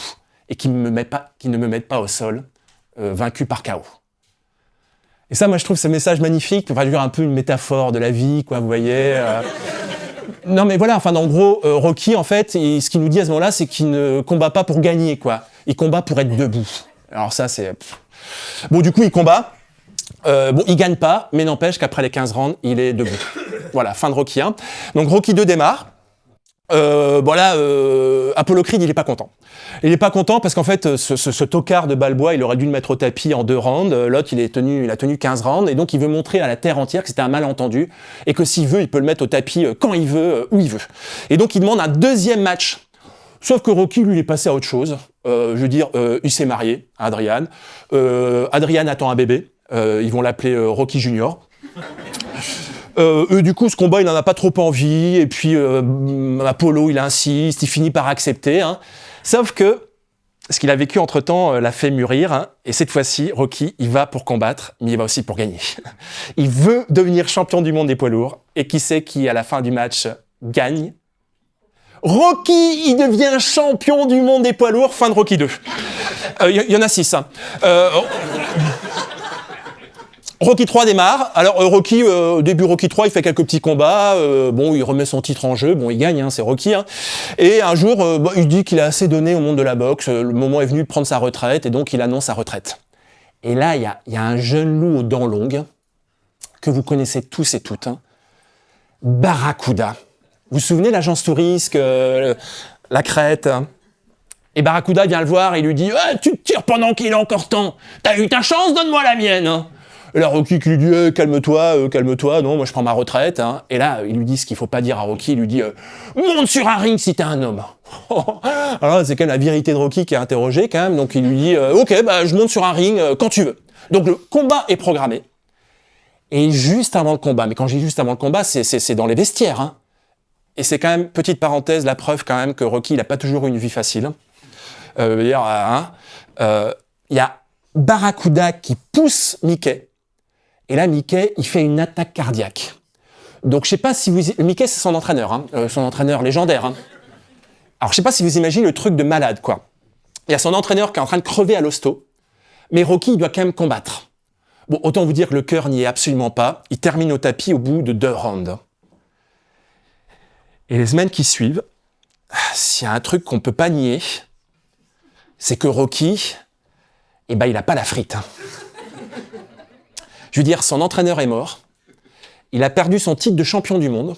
Alors, il manquerait plus qu'Adrien le quitte, alors ce serait la fin des haricots. Et qui c'est qui va le remettre en selle? Apollo Creed! Apollo vient le voir et lui dit, écoute, tu peux retrouver ton titre de champion du monde. Je suis d'accord d'être ton entraîneur, mais pour retrouver ton titre de champion du monde, il va falloir que tu retrouves un truc que tu avais dans Rocky 2 quand tu m'as battu. Il va falloir que tu retrouves l'œil du tigre. Et donc ils vont s'entraîner comme ça sur la plage, Apollo, Rocky sur la plage, etc. Et juste avant le combat contre Barracuda, eh ben on sait que Rocky va gagner. On en est sûr. Et vous savez pourquoi? Parce qu'il a l'œil du tigre. Il y a cette scène magnifique où ils sont de part et d'autre du ring, c'est 2 minutes avant le combat. Et il y a Barracuda qui regarde Stallone, mais avec un air, mais méchant. Hein. Et il y a Rocky qui le regarde avec un air aussi méchant, mais lui en plus, il a l'œil du tigre. Et à un moment donné, ils sont tous les deux, ils s'avancent l'un vers l'autre. Vu que c'est super bien filmé, il y a la caméra comme ça qui se resserre. Il y a les 2 nez qui se touchent. Et là, avec un air aussi méchant, il y a Barracuda qui dit à Stallone, hein, « Je vais te péter la gueule !» Et à Stallone qui répond, « On verra ça !» Waouh, la répartie, hein.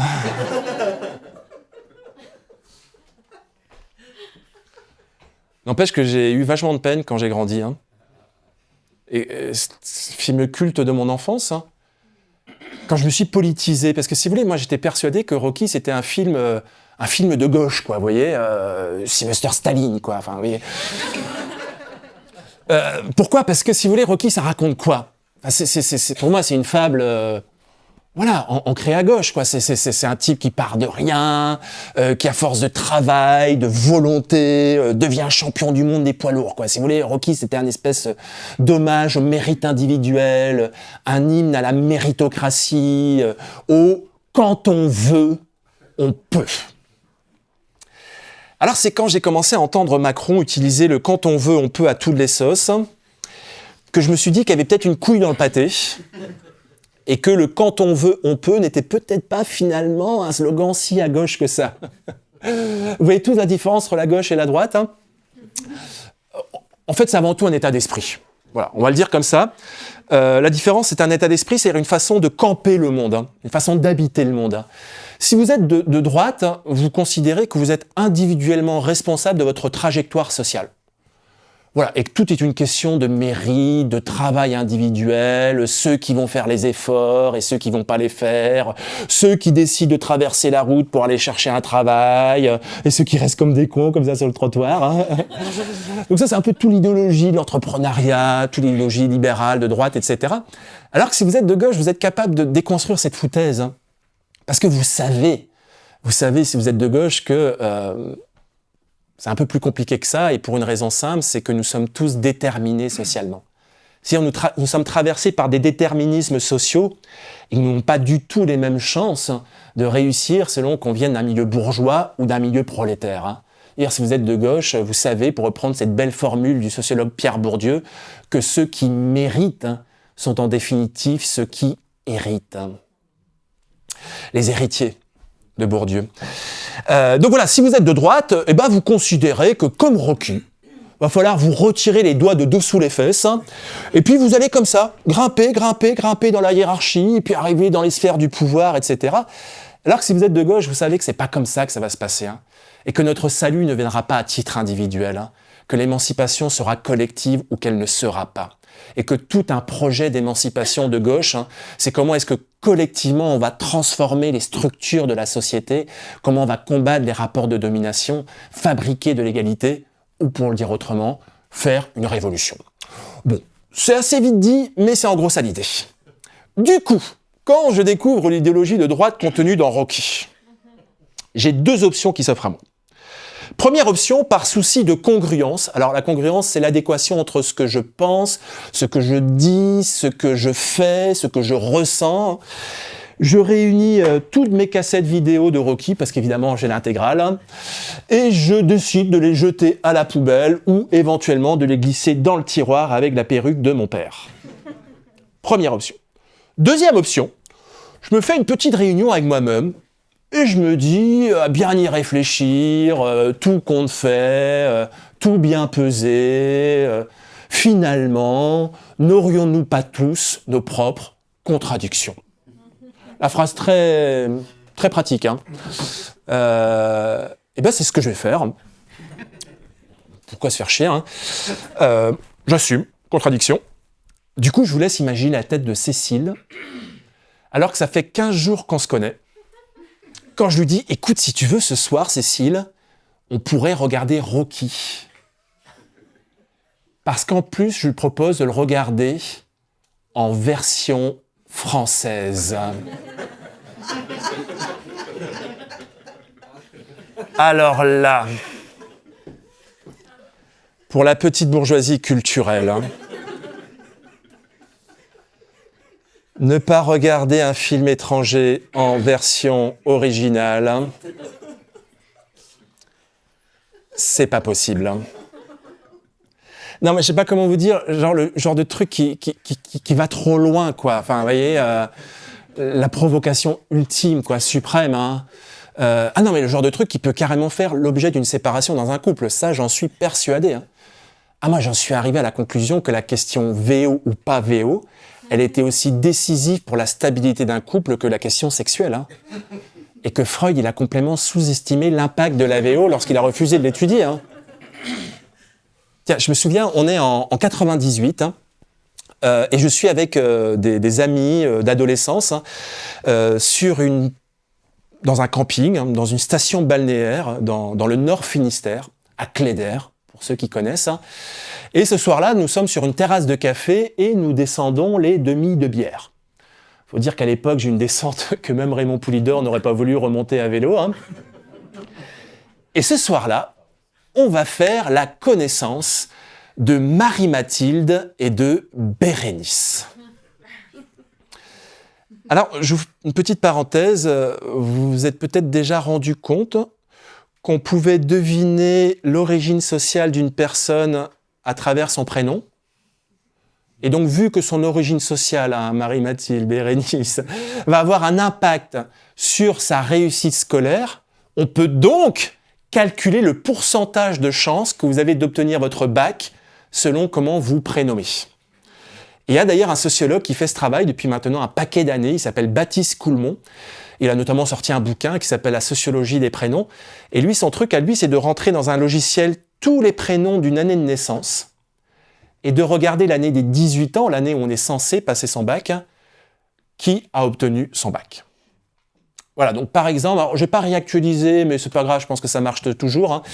Hein. En 2016, si vous appeliez Constance, Capucine, Augustin ou Joséphine, vous aviez 10 fois plus de chances d'obtenir votre bac avec mention très bien que si vous appeliez Kevin, Wendy, Kimberley, Jordan ou Brandon.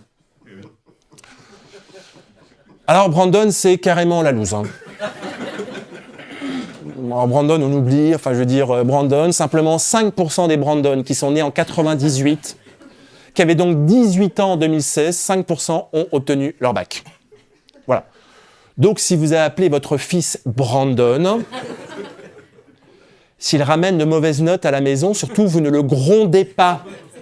Vous assumez votre classe sociale. Hein. Bon, avec Cécile, nous on s'est dit qu'il fallait qu'on se mette à l'abri hein, de la malédiction des prénoms. Hein. On voulait que notre fils ait son bac. Hein. Du coup, voilà, on lui a donné comme prénom, je le mets avec un S, un prénom avec un S, puisque on lui a donné 2 prénoms. Notre fils, on l'a appelé Marius Gaspard. Voilà.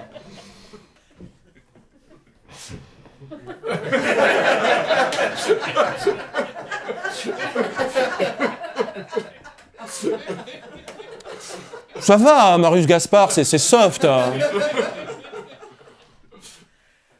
On aurait aussi pu l'appeler Gaspard, Melchior, Balthazar, vous voyez. Hein. Oui, donc Marie-Mathilde et Bérénice. Alors, on va faire connaissance avec ces 2 filles ce soir-là. On est sur notre terrasse de café, on les voit arriver au loin. On les connaît pas, mais on voit tout de suite qu'elles viennent pas exactement de la même classe sociale que nous. Voilà. Alors certes, comme nous, elles arrivent, elles sont sur un vélo, mais si vous voulez, elles ne sont pas sur un VTT aux couleurs criardes, estampillé Laurent Fignon. Hein.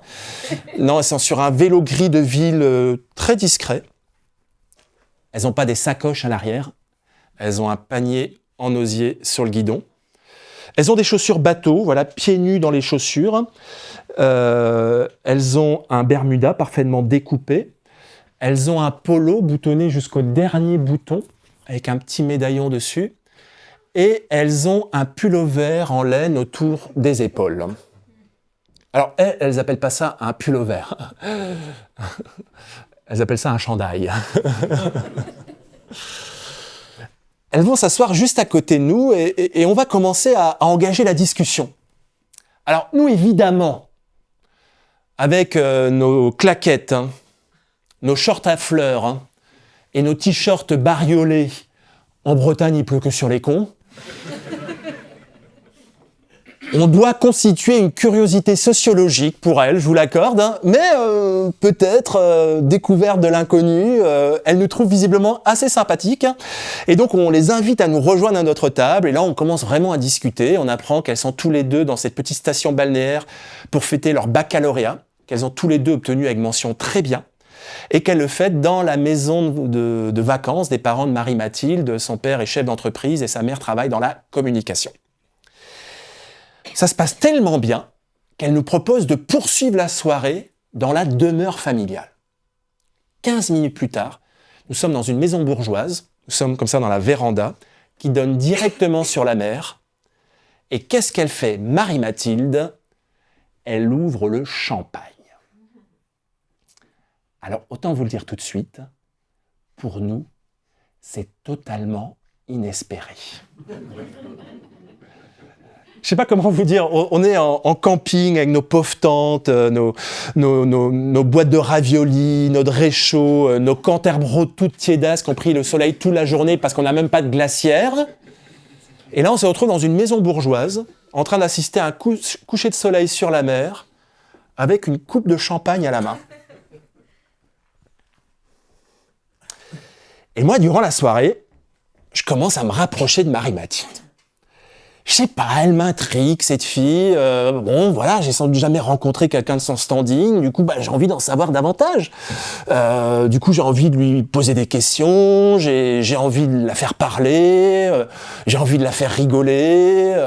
J'ai 18 ans. Je suis en vacances. Je suis célibataire. À un moment donné, on se met à parler de cinéma.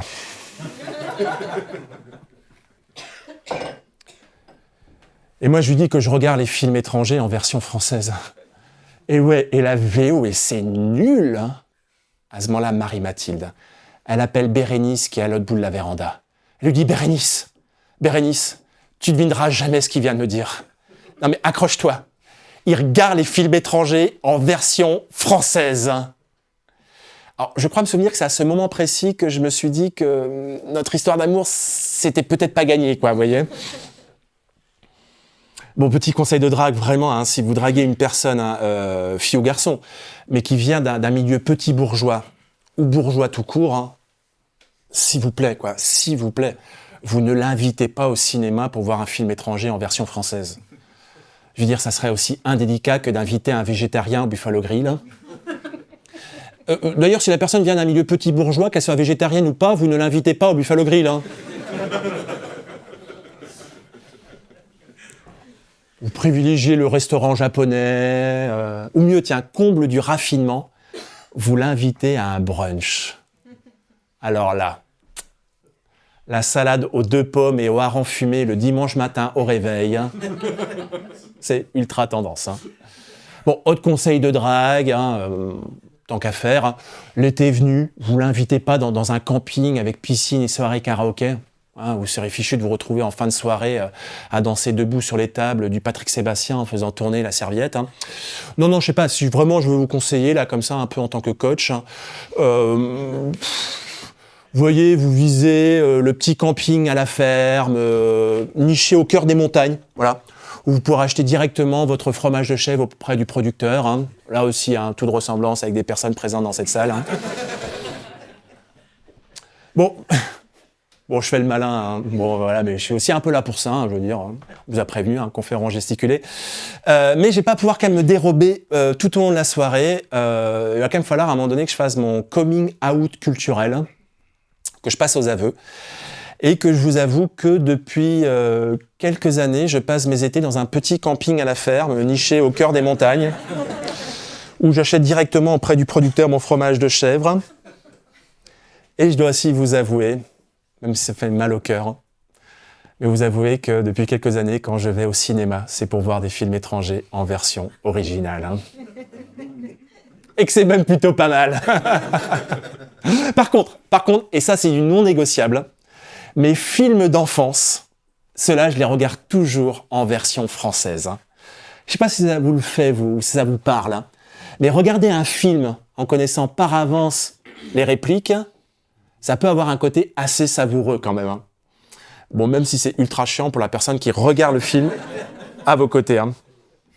Et je crois que j'excelle quand même en la matière. Je vous donne juste un petit aperçu de mon talent.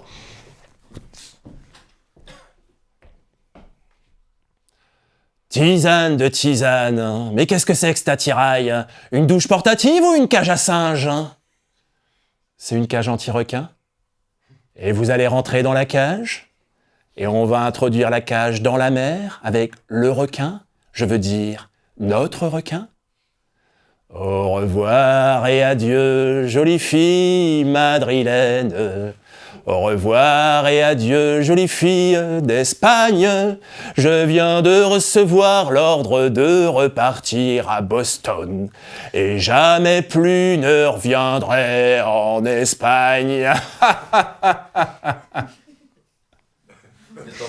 Les Dents de la Mer, bien sûr. Alors, Les Dents de la Mer, ce film-là, pendant plusieurs années, j'essaie de le faire regarder à Cécile, rien à faire. Et puis un soir, je reviens du travail et là, Cécile me dit « Écoute, si tu veux, ce soir, on pourrait regarder Les Dents de la Mer. » Il y avait un loup. Parce qu'en plus, elle me propose de le regarder en version française. Bon, j'ai compris après. En fait, l'après-midi même, Cécile avait écouté France Culture. Et l'invité était Alexandre Astier, vous voyez, le créateur de la série Kaamelott. Et Astier, il parlait de ses soirées d'enfance passées avec son père, à regarder les films états-uniens. Et il parlait de son film préféré, Les Dents de la Mer. Et il rajoutait Les Dents de la Mer. C'est le seul film étranger qu'il faut regarder en version française. Le doublage est fabuleux. Bon, l'institution culturelle avait parlé. Et le soir, nous avons regardé Les Dents de la Mer en version française. Bon, qu'est-ce qu'on retient de tout ça?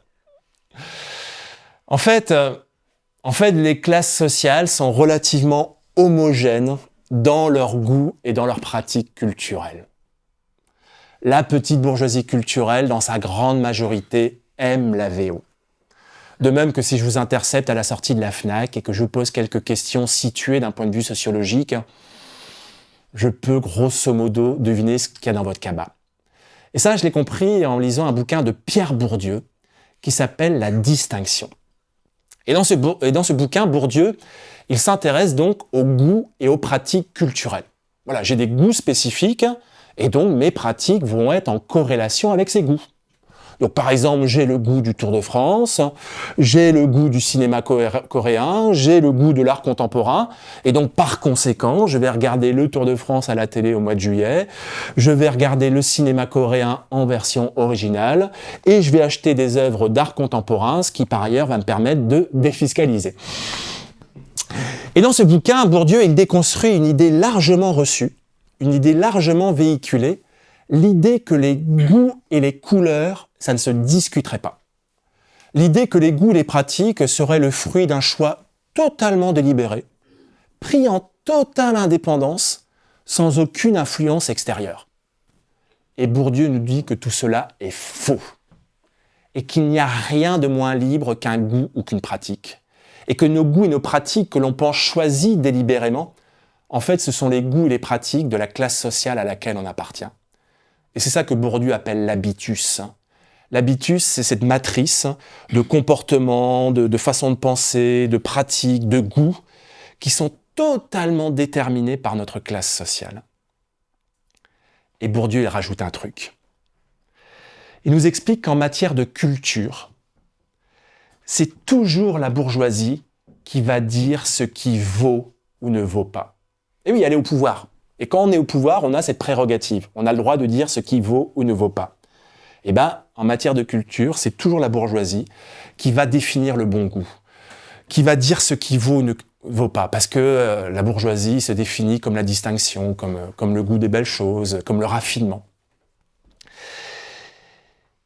Et ce qui est intéressant de constater, c'est que ce goût des belles choses, la petite bourgeoisie culturelle va tenter de l'imiter. Elle va tenter de le copier. Sans d'ailleurs complètement y parvenir. Ça aussi, c'est Bourdieu qui nous le dit. Il nous le dit, la petite bourgeoisie culturelle, c'est la bonne volonté culturelle. Voilà, la bonne volonté, ça veut dire qu'on se la raconte, on se la pète, hein, mais on a toujours un train de retard sur la bourgeoisie. Hein. On n'est toujours que les seconds couteaux. Hein.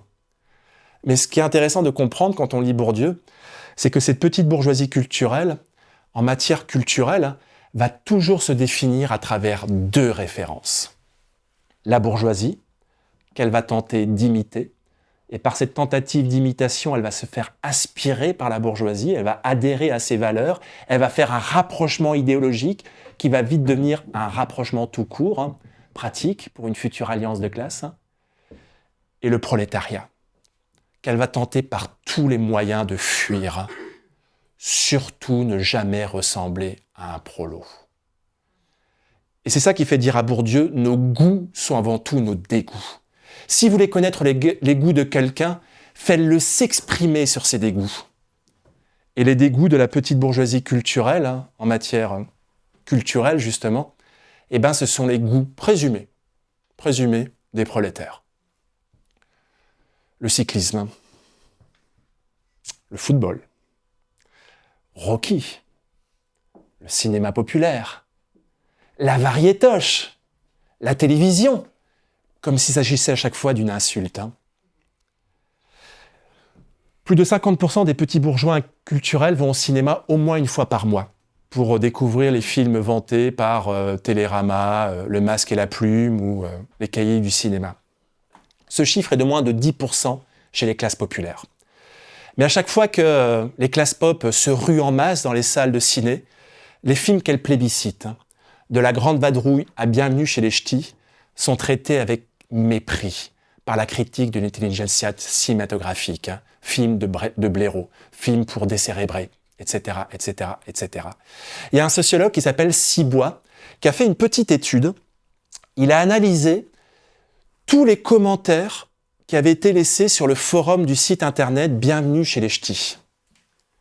Et il en a sorti deux constats, deux conclusions sociologiques. La première, assez attendue, je vous l'accorde, ce film divise. Il y a ceux qui ont adoré ce film, qui ont plutôt un profil classe populaire, et ceux qui ont détesté ce film et qui sont clairement des bourgeois et des petits bourgeois. Mais ce qui est intéressant, c'est sa deuxième conclusion. En fait, il a essayé de comprendre pourquoi est-ce que les classes populaires avaient aimé ce film Bienvenue chez les Ch'tis. Et en fait, à travers les messages qu'elles ont laissés sur le forum du site, elles expliquent qu'elles ont aimé ce film de par la célébration des valeurs de solidarité populaire qu'elles y ont trouvées. En fait, elles disent qu'elles se sont identifiées aux personnages, notamment celui joué par Danny Boone, qui est caricatural, je vous l'accorde, mais c'est une comédie. Mais n'empêche qu'en grattant, ils ont vu des valeurs qui leur étaient familières dans cette petite communauté de vie, là-bas, chez les Ch'tis. Hein. Ils y ont vu un sens de la solidarité, un sens de l'entraide. Hein.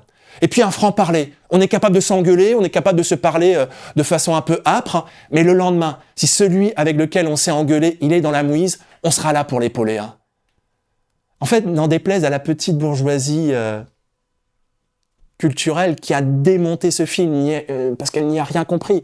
Par exemple, un concept sociologique qu'on peut mobiliser à propos de ce film Bienvenue chez les Ch'tis, c'est le concept d'un sociologue nantais qui s'appelle Jean-Noël Retière et qui parle de capital d'autochtonie.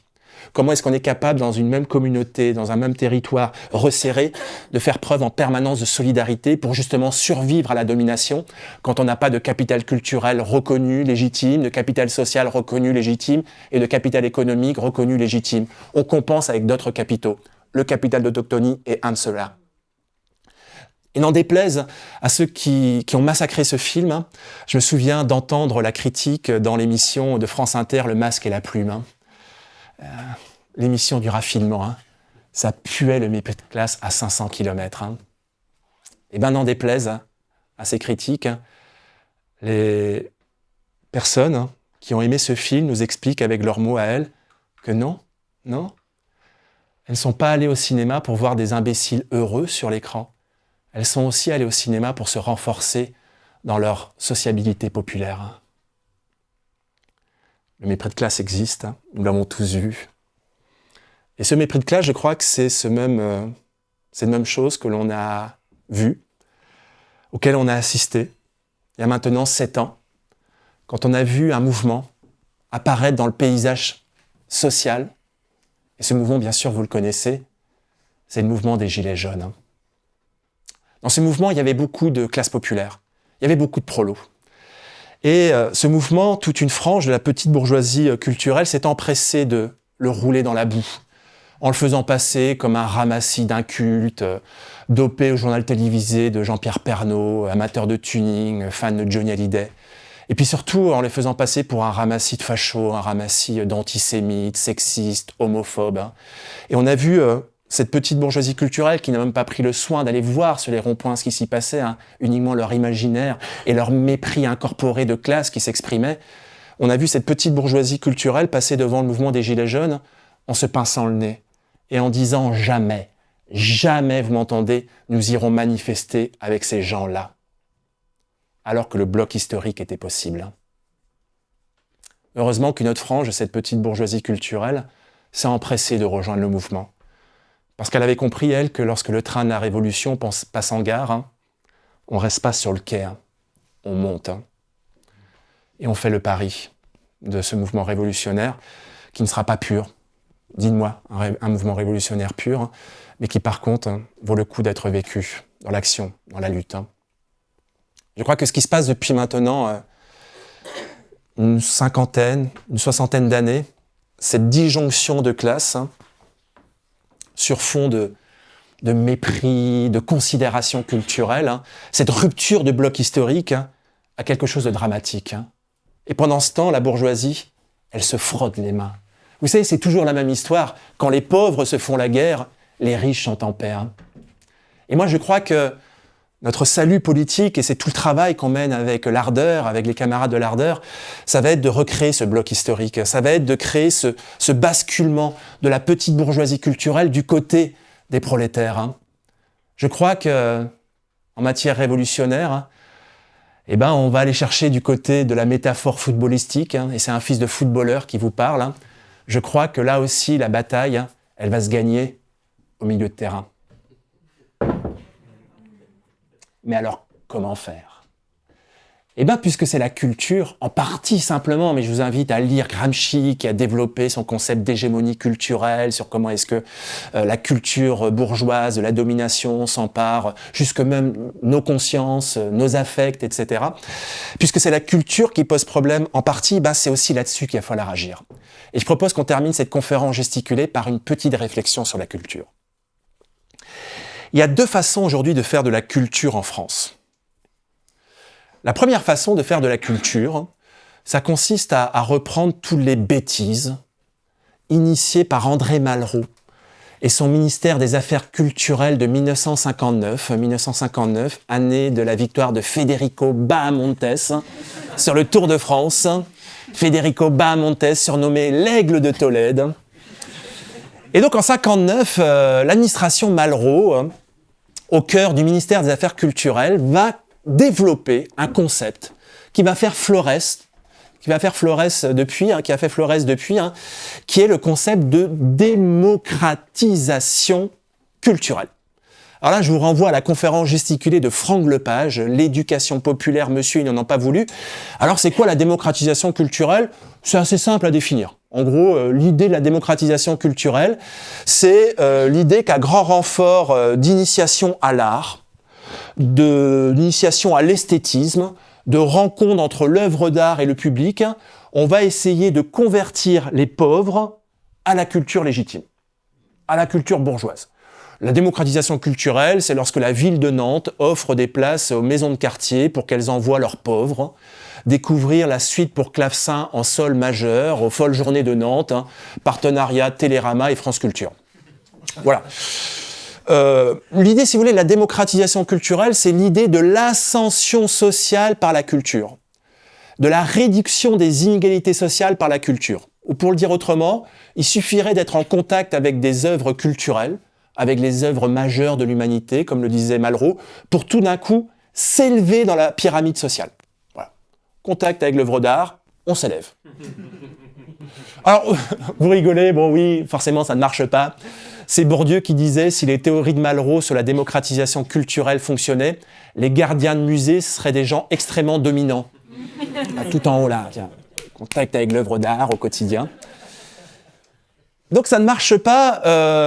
Alors, vous allez dire, ok, bon, d'accord, mais bon, y a plein de choses dans les politiques publiques qui marchent pas, on n'en fait pas non plus tout un fromage. C'est vrai, mais moi je reconnais que, subjectivement, la démocratisation culturelle, elle me reste un peu au travers de la gorge.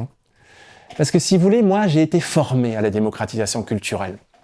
J'ai fait des études en animation, et en fait, pendant 2 années, je me suis pris de la démocratisation culturelle à pleine balle, avec des profs qui m'expliquaient que mon travail, une fois que je serai animateur socio-culturel, eh ben ça consistera à remplir des cars pour amener les pauvres au musée, au théâtre, pourquoi pas à l'opéra, allez, soyons fous, hein. Et que si je fais ça, avec la meilleure volonté qui soit, eh ben je vais réussir à réduire les inégalités sociales. C'est à peine caricatural ce que je vous raconte, c'était en gros le discours qu'on nous livrait. Du coup, moi, pendant des années, j'ai fait ça, quoi. Je veux dire, j'ai rempli des cars, mais je voyais que les gens avec qui je bossais, ils étaient toujours autant dans la merde, quoi, et que c'est pas l'effet de les avoir amenés au théâtre que ça allait changer grand-chose dans leurs conditions matérielles d'existence, hein. Et donc, je vois bien comment est-ce que je me suis fait rouler dans la farine, comment je me suis fait avoir avec ce terme, avec ce concept, hein, qui est un concept qui dupe, la démocratisation culturelle. Pourquoi je dis que c'est un concept qui dupe? Parce que quand on est de gauche, comme moi, et qu'on fait de la démocratisation culturelle, on arrive à se convaincre de mener un projet culturel de gauche. Or, aujourd'hui, je pense exactement le contraire. Je pense que la démocratisation culturelle, c'est le projet culturel de la droite. Parce que la démocratisation culturelle, elle part du principe que nous sommes tous individuellement responsables de notre trajectoire sociale. Et puisque l'État, c'est son engagement démocratique, met à notre disposition tout un tas de biens culturels en ouvrant les musées, les théâtres, etc., libre à nous d'y accéder. Mais si on ne fait pas l'effort, parce qu'encore une fois, c'est une question d'effort, de mérite individuel, et qu'on reste tout en bas de la pyramide, qu'on ne vienne pas ensuite se plaindre. Quand on veut, on peut. Alors, pour éviter quand même de me faire des ennemis ce soir, je vais faire une petite précision. On est d'accord que ce que je critique, ce ne sont pas les pratiques individuelles. Je veux dire, si vous aimez la culture légitime, grand bien vous fasse. Enfin, je veux dire, j'ai aucun problème avec ça. Et d'un certain point de vue, je pourrais même vous donner raison. Je veux dire, quand Anatole, 7 ans, me fait découvrir Baudelaire, je vais trouver ça magnifique. Enfin, je vois tout à fait le plaisir qu'on peut prendre à s'enivrer d'un poème bien écrit. Je veux dire, il y a quelques années de ça, Cécile m'a traîné à Paris. Elle voulait impérativement me faire découvrir une exposition qui était consacrée au douanier Rousseau. Alors, au départ, je crois que c'était une exposition, moi, qui rendait hommage à la compagnie créole. Hein. Pas du tout, hein. Et j'ai trouvé ça superbe. Enfin, je veux dire, oui, ok, enfin, la peinture, la littérature, la poésie, tout ça. Donc, c'est pas ça que je suis en train de critiquer. Je suis en train de critiquer une approche structurelle de la culture. Le fait que 60 ans de politique culturelle, menée depuis Malraux, par tous les gouvernements successifs, de droite comme de droite, aient rendu exclusive cette façon de penser la culture, les rendus hégémoniques, alors qu'il existe au moins une deuxième façon de faire de la culture. Mais bizarrement, le pouvoir n'en a pas voulu. Cette deuxième façon de faire de la culture, c'est ce qu'on appelle l'éducation populaire. L'éducation populaire, monsieur, ils n'en ont pas voulu. Alors, je le dis tout de suite, l'éducation populaire a un problème. C'est son nom. Et oui, parce que si je vous dis éducation populaire et je vous demande c'est quoi? Alors, soit vous avez fait un master en sciences de l'éducation, soit vous réfléchissez 10 secondes, vous dites éducation populaire, éducation du peuple. Bah oui, c'est ça, l'éducation populaire, c'est l'éducation du peuple. Sauf que c'est pas du tout ça, l'éducation populaire. L'éducation du peuple, si vous voulez, c'est une élite éclairée qui aurait pour mission d'éduquer le bas peuple. Et ça, c'est justement le triple de la démocratisation culturelle. L'élite éclairée qui vient éduquer le bas peuple. C'est pas celui de l'éducation populaire. L'éducation populaire, il faut l'entendre comme une éducation dont la forme est populaire. C'est la pédagogie qui est utilisée en éducation populaire qui se veut populaire. Et c'est-à-dire qu'elle va en permanence travailler les conditions pour nous permettre de nous éduquer ensemble, les uns les unes avec les autres. Personne n'éduque personne. Personne ne s'éduque seul. Les hommes et les femmes s'éduquent ensemble par l'intermédiaire du monde. Ça, c'est une phrase de Paulo Freire, un pédagogue brésilien, pédagogie des opprimés. Les hommes et les femmes s'éduquent ensemble par l'intermédiaire du monde. Qu'est-ce qu'il veut nous dire par là? En fait, il veut nous expliquer que nous sommes tous et toutes porteurs et porteuses de culture. Et que l'administration Malraux a proféré un mensonge avec son concept de démocratisation culturelle qui laissait entendre que nous étions en déficit de culture. C'est ça la démocratisation culturelle. Nous sommes en déficit de culture, donc nous avons en permanence un rattrapage culturel à faire. Nous ne sommes pas en déficit de culture. Nous sommes même en excès de culture. Nous en savons tous plus qu'on est autorisé à dire ou à faire dans les espaces que nous investissons au quotidien. Imaginez la culture immense qu'il y a dans cette salle. On va y trouver de la culture ouvrière, de la culture paysanne, de la culture de gilets jaunes, de la culture féministe, de la culture anticoloniale. Imaginez maintenant qu'on se mette à socialiser cet ensemble de cultures pour ensemble se construire des savoirs politiques, pour déconstruire les rapports de domination, pour fabriquer de l'émancipation. Il est possible que là-haut, il soit quelques-uns à avoir du souci à se faire. Et bien c'est ça l'éducation populaire. L'éducation populaire, ça consiste à travailler nos cultures. Nos cultures, c'est-à-dire la culture au pluriel et avec un petit c et non avec un grand Q. Ça consiste à le faire dans une perspective permanente politique. Parce que l'éducation populaire, c'est une éducation politique. Et moi, je crois qu'on va avoir un besoin immense d'éducation populaire. Parce qu'on n'a plus le temps, là. On n'a plus le temps. Il y a urgence. Eux, là, ils sont en train de démanteler un à un tous les conquis de la libération. Ils sont en train de piller jusqu'à la dernière ressource naturelle.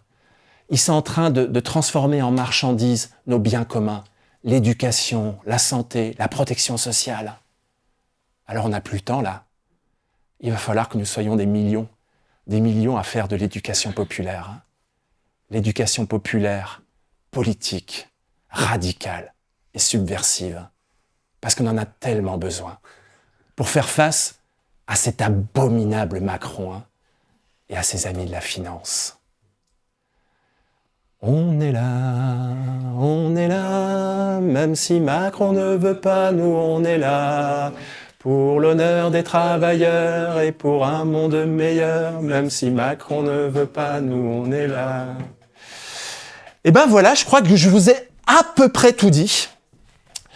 Le moment est venu pour moi d'enfiler mes gants de boxe. Et dans quelques secondes, la musique de fin se fera entendre. Et moi, je vous livrerai mes derniers mots.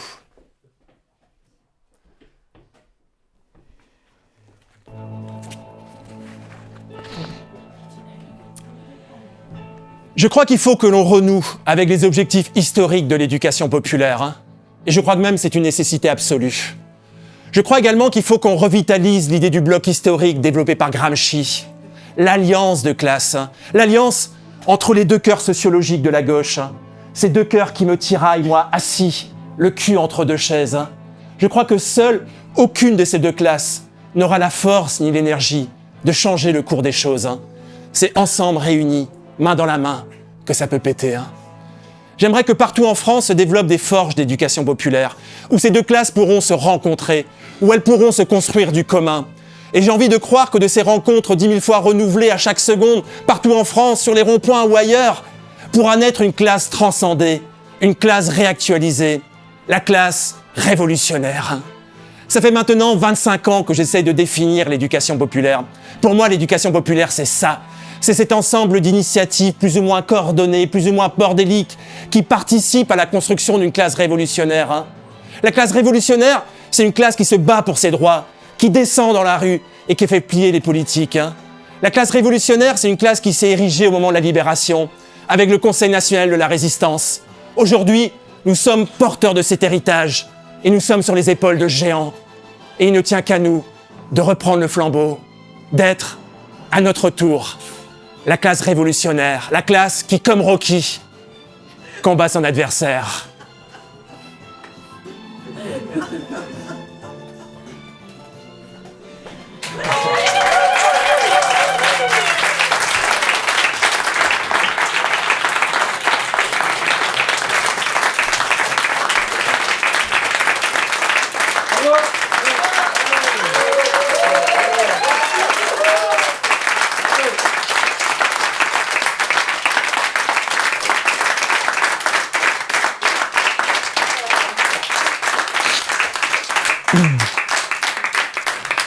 Merci beaucoup. Voilà, c'était la dernière.